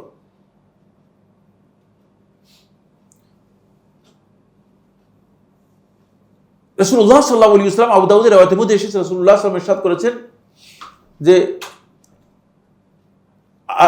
কিয়ামতের আগে যখন আল্লাহ সুবহানাহু ওয়া তাআলা ইলমকে উঠাই নেবেন, ইলমকে উঠাই নেবেন কিভাবে? মানুষের অন্তর থেকে এভাবে ছিনিয়ে নেবেন না, বিকবদিল উলামা, আলেমদেরকে মৃত্যু দেওয়ার মাধ্যমে। হাত্তা লা ইয়াবকা আহাদান, এমনকি একজনও বাকি থাকবে না, আর আলেম বাকি থাকবে না, আলেমরা উঠে যাবে। তখন ফাসাআলা নাস ফাত্তাখাযান নাস রুউসান জুহালান, মানুষ একদম জাহিল লোকদেরকে, তাদেরকে বড় আলেম মনে করে তাদেরকে নেতা হিসেবে গ্রহণ করবে। মানুষ তাদের কাছে ফতোয়া চাইবে, তারা ফতোয়া দেবে। ফাদাল্লু আদাল্লু, নিজেও পথভ্রষ্ট হবে এবং অন্যদেরকে পথভ্রষ্ট করবে। এই জন্য এখানে খুবই গুরুত্বপূর্ণ বিষয় হচ্ছে, সেটা দাওয়াতের আগে আপনাকে নিজেকে প্রস্তুত করতে হবে। পুঁজি নাই, ব্যবসা করা উচিত নয়, তাহলে ব্যবসার মধ্যে কি হবে? গলদ হয়ে যাবে। সামান্য পুঁজি দিয়েও ব্যবসা করতে পারে, কিন্তু সামান্য পুঁজি দিয়ে ব্যবসা করাটা খুব কি রিস্কি। ইয়েস, এটা আপনারা যারা ব্যবসায়ী আমার চেয়ে ভালো জ্ঞান রাখেন, বুঝতে পেরেছেন? ওইটা এমন রিস্কি যে শেষ পর্যন্ত একেবারে গুল্লায় যাওয়ার সম্ভাবনা আছে। এই জন্য খুব সতর্কতা অবলম্বন করতে হবে। এটা হলো এখানে একটি মাসআলা। দ্বিতীয় নম্বর যে মাসআলাটি এখানে গুরুত্বপূর্ণ মাসআলা, দাওয়াত এবং ইসলাহের ক্ষেত্রে যদি অগ্রাধিকারের ভিত্তিতে আপনি দাওয়াতি কাজ না করে থাকেন, তাহলে আপনি হতে পারে যে কাজটা ওই লোকের ফিতনার কারণ, সেটাই আপনি তাকে কি করেছেন? অ্যাড্রেস করে দিয়েছেন। কারণ মানুষের কোনো কোনো বিষয় আছে যেটা তার ফিতনার কারণ হয়ে যেতে পারে, যেটা ফিতনার কারণ হয়ে যেতে পারে, এমন বিষয় হয়তো অ্যাড্রেস করে দিয়েছেন। সমস্ত মানুষের আকল, বিবেচনা শক্তি এবং জ্ঞান একই স্তরের নয়। এমন বিষয় আপনি খেতাব করে দেবেন যে খেতাবের কারণে সে হিদায়াত থেকে আরো দূরে সরে যাওয়ার কারণ হতে পারে, ফিতনার কারণ হয়ে যেতে পারে। তখন আপনি দাওয়াত ভুল করার কারণে বা আউলাবিয়াতের জ্ঞান না থাকার কারণে আপনি এই লোকের ফিতনার কারণ হয়ে গিয়েছেন। এই জন্য আল্লাহ রাব্বুল আলামিন কোরআনের মধ্যে এই দোয়া শিক্ষা দিয়েছেন, ওয়ালা তাজআল ফিতনাতাল লিল্লাযিনা কি কাফারু, যে আমাদেরকে আপনি কাফেরদের জন্য ফিতনার কারণ হিসেবে পরিণত করবেন না, তাহলে তারা দিন থেকে দূরে সরে যাবে, দিন আমাদের কারণে দিন থেকে দূরে সরে যাবে, ফিতনার কারণ হয়ে যাবে। আর আউলাবিয়াতের ক্ষেত্রে আরেকটি মাসআলা হচ্ছে সেটা যিনি দাওয়াতের কাজ করবেন, সংস্কারের কাজ করবেন, অবশ্যই তিনি যাদেরকে দাওয়াত দেবেন তাদের অবস্থা সম্পর্কে তিনি পরিপূর্ণ জানতে হবে। যদি না জেনে দাওয়াত দেন অথবা না জেনে ইসলাহ সংশোধন করতে যান, তাহলে সেটা হয়তো সংশোধন হবে না। অবস্থা সম্পর্কে জানা, মাদউ যাদেরকে দাওয়াত দিচ্ছেন তাদের অবস্থা সম্পর্কে জানা, এটা আমরা পেয়েছি মুআজ ইবনে জাবাল রাদিয়াল্লাহু বর্ণিত যে হাদিস রয়েছে, সেই হাদিসের মধ্যে ইন্নাকা তাতি কওমান আহলা কিতাব, যে তুমি যাচ্ছ এমন এক জাতির কাছে, এমন এক লোকদের কাছে যারা আহলে কিতাব, কিতাবের অনুসারী। মানে কিতাব তাদের কাছে আছে। এই জন্য যাদের কাছে যাচ্ছেন তাদের কাছে মানে আপনাকে জানতে হবে, দুটি বিষয় বাদ দিতে হবে। একটি বিষয় হচ্ছে আল জিদাল ওয়াল মিরাহ, ঝগড়া বিবাদ। ঝগড়া বিবাদের মধ্যে আসলে হেদায়েত নেই। আপনার কথা এই লোক যদি না শুনে আরেকবার বলেন, আরেকদিন বলেন, কিন্তু ঝগড়া করতে যাবেন না। ঝগড়া বিবাদের মধ্যে আসলে কোনো ফায়দা নেই, দাওয়াতের কোনো ফায়দা নেই, মাসলাহাত নেই, ইসলাহের কোনো ফায়দা নেই। ঝগড়া করলে আপনি নিজের ক্ষতি করলেন, তার তো কি ক্ষতি হয়েছে সেটা বলার কোনো সুযোগই নেই, কারণ সে আপনার কথা শুনবে না। এই জন্য দাওয়াতের ক্ষেত্রে ঝগড়া বিবাদ একেবারেই অমার্জিত। দাওয়াত এবং ইসলাহের ক্ষেত্রে এটা ফিকহুল আউলাউইয়াতের মধ্যে মোটেও আসে না যে ঝগড়া বিবাদ করবেন, ঝগড়া বিবাদ করবেন না। আরেকটি বিষয় পরিহার করতে হবে, সেটা হচ্ছে যেই সমস্ত কাজ অথবা যে সমস্ত কথা মানে লোকদের মধ্যে বিতর্ক সৃষ্টি হয়েছে আগেই, এখন সেই বিতর্ককে নতুন করে বিতর্কিত করার কোনো দরকার নেই, যেগুলো কোনো ফায়দা নেই, ওর সমাধান করতে পারবেন না। কিছু কিছু বিষয় আছে আপনি সমাধান দিতে পারবেন না, বিতর্কিত বিষয়কে আর আলোচনার মধ্যে আনার দরকার নেই। এটাকে আপনি জ্ঞানের দিকে ছেড়ে দেন। যিনি জ্ঞানী তিনি আসতেই বোঝার চেষ্টা করবেন। আপনি এই কথা মনে করেন না যে আপনার বক্তব্য দেওয়ার সাথে সাথেই সব লোক এটাকে মেনে নিতে বাধ্য, কেউ মেনে নেবে না। আমার বক্তব্য এখানে কেউ মেনে না নিলে আমি তাকে কিছু বলার অধিকার রাখি কিনা? হ্যাঁ, না, অধিকার রাখি না। আপনারা যদি সবাই দাঁড়িয়ে বলেছেন আপনার এই বক্তব্য মানলাম না, আমি কিছু বলার অধিকার রাখি? কোনো অধিকার নেই। এই জন্য খেয়াল রাখতে হবে যে মানে এমন বিষয়গুলো যেগুলো নিয়ে আসলেই মানে আগে থেকেই অনেক বিতর্ক, অনেক ইখতিলাফ, অনেক সমস্যা মানে হয়ে আসছে, সেগুলো এক কথায় সমাধান হয়ে যাবে না। সেগুলো এক কথায় এক বাক্যে সেগুলোর সমাধান আপনি দিতে পারবেন না। সুতরাং সেগুলো নিয়ে দায়ীরা এগুলো বর্জন করবেন। যেমন আরবি জাহিলি যুগের লোক যারা ছিল, তারা অনেকে বড় বড় খতিব মানে বক্তা ছিল আর কি। তো বক্তব্য দিতে গেলে মানে মানুষকে আল্লাহ তাআলা সৃষ্টি করেছে দুর্বল করে, বুঝলেন? আপনি দেখবেন যে প্রত্যেকটা মানুষই তার দুর্বলতার একটা দিক হচ্ছে এই, তিনি অক্ষর উচ্চারণের ক্ষেত্রে একটা না একটা অক্ষরের মধ্যে আটকা আছে। কেউ দুইটার মধ্যে, কেউ তিনটার মধ্যে, কেউ একটার মধ্যে, কমপক্ষে একটার মধ্যে থাকবেই। এখন থেকে আমার এই বক্তব্য গবেষণা করেন, গবেষণা করলে পেয়ে যাবেন। আপনি অক্ষর উচ্চারণ করতে যাচ্ছেন, একটা অক্ষরের জায়গায় দেখছেন আপনার উচ্চারণ ঠিক মতো আসে না, এটা আল্লাহ তাআলা নাকশ দিয়েছেন মানুষের মধ্যে, বুঝতে পেরেছেন? তো জাহিলি যুগের যারা বড় বক্তা ছিল তাদের অনেকেই কেউ রা উচ্চারণ করতে পারতো না, কেউ লাম উচ্চারণ করতে পারতো না। উচ্চারণকে এড়িয়ে যাওয়ার জন্য তারা এমন শব্দ ব্যবহার করতো যার মধ্যে রা নেই, বুঝতে পেরেছেন কিনা? এমন বাক্য ব্যবহার করতো যার মধ্যে রা নেই, যার মধ্যে সা নেই, বুঝলেন? জ্ঞানের এমন পর্যায়ে তারা উত্তীর্ণ। আপনি যাদেরকে জাহিলি যুগের কথা বলতেছেন মনে করছেন এরা মূর্খ, বুঝতে পেরেছেন? যাদেরকে মূর্খ বলতেছেন তাদের অবস্থান বলতেছি। তারা তাদের কবিতার মধ্যে যখন কবিতা নিয়ে আসতো আর কবিতা পেশ করতো, তখন তারা তাদের কবিতার মধ্যে একটা শব্দ সা উচ্চারণ করতো না, যেহেতু সা তার উচ্চারণের মধ্যে আসে না। সা আছে যে এরকম কোনো শব্দই ব্যবহার করতো না। ভারতবর্ষে মানে পণ্ডিত ছিল আবুল ফজল, আপনার নাম শুনছেন সম্ভবত, না? মোল্লা আবুল ফজল বলা হতো, মোল্লা আবুল ফজল। সে একটা তাফসিরে লিখেছে, মানে এই তাফসিরের মধ্যে এমন শব্দ ব্যবহার করেছে যে অক্ষরগুলোতে কোথাও নোক্তা নেই।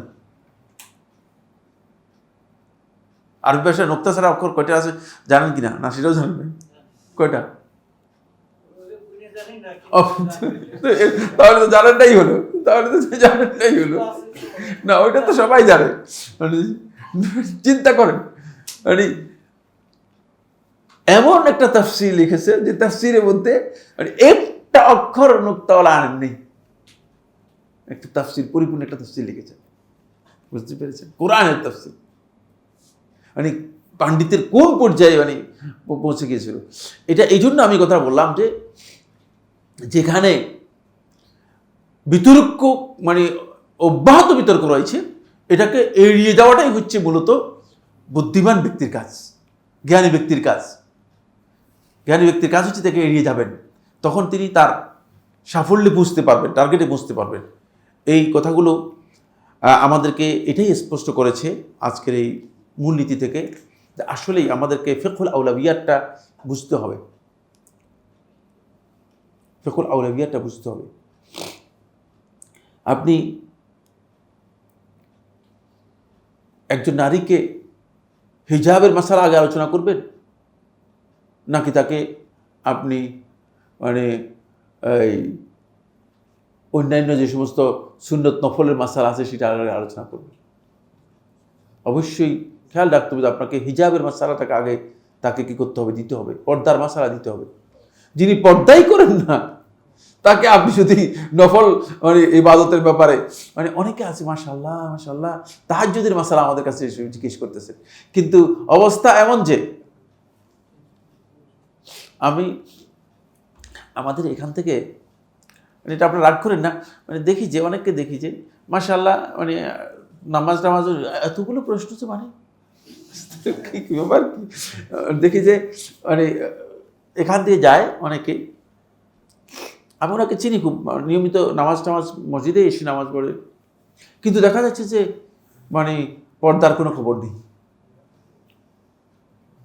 তো তিনি নিজেকেই তো আসলে মূলত মানে সেভাবে সংশোধন করতে পারেন না, কারণ হচ্ছে সংশোধনের পদ্ধতি জানেন না, ইসলাহ এবং দাওয়াতের পদ্ধতি জানেন না। এই জন্য ইসলাম এবং দাওয়াতের পদ্ধতি আমাদেরকে জানার জন্য চেষ্টা করতে হবে। আল্লাহ সুবহানাহু ওয়া তাআলা আমাদের সবাইকে তৌফিক দান করুন।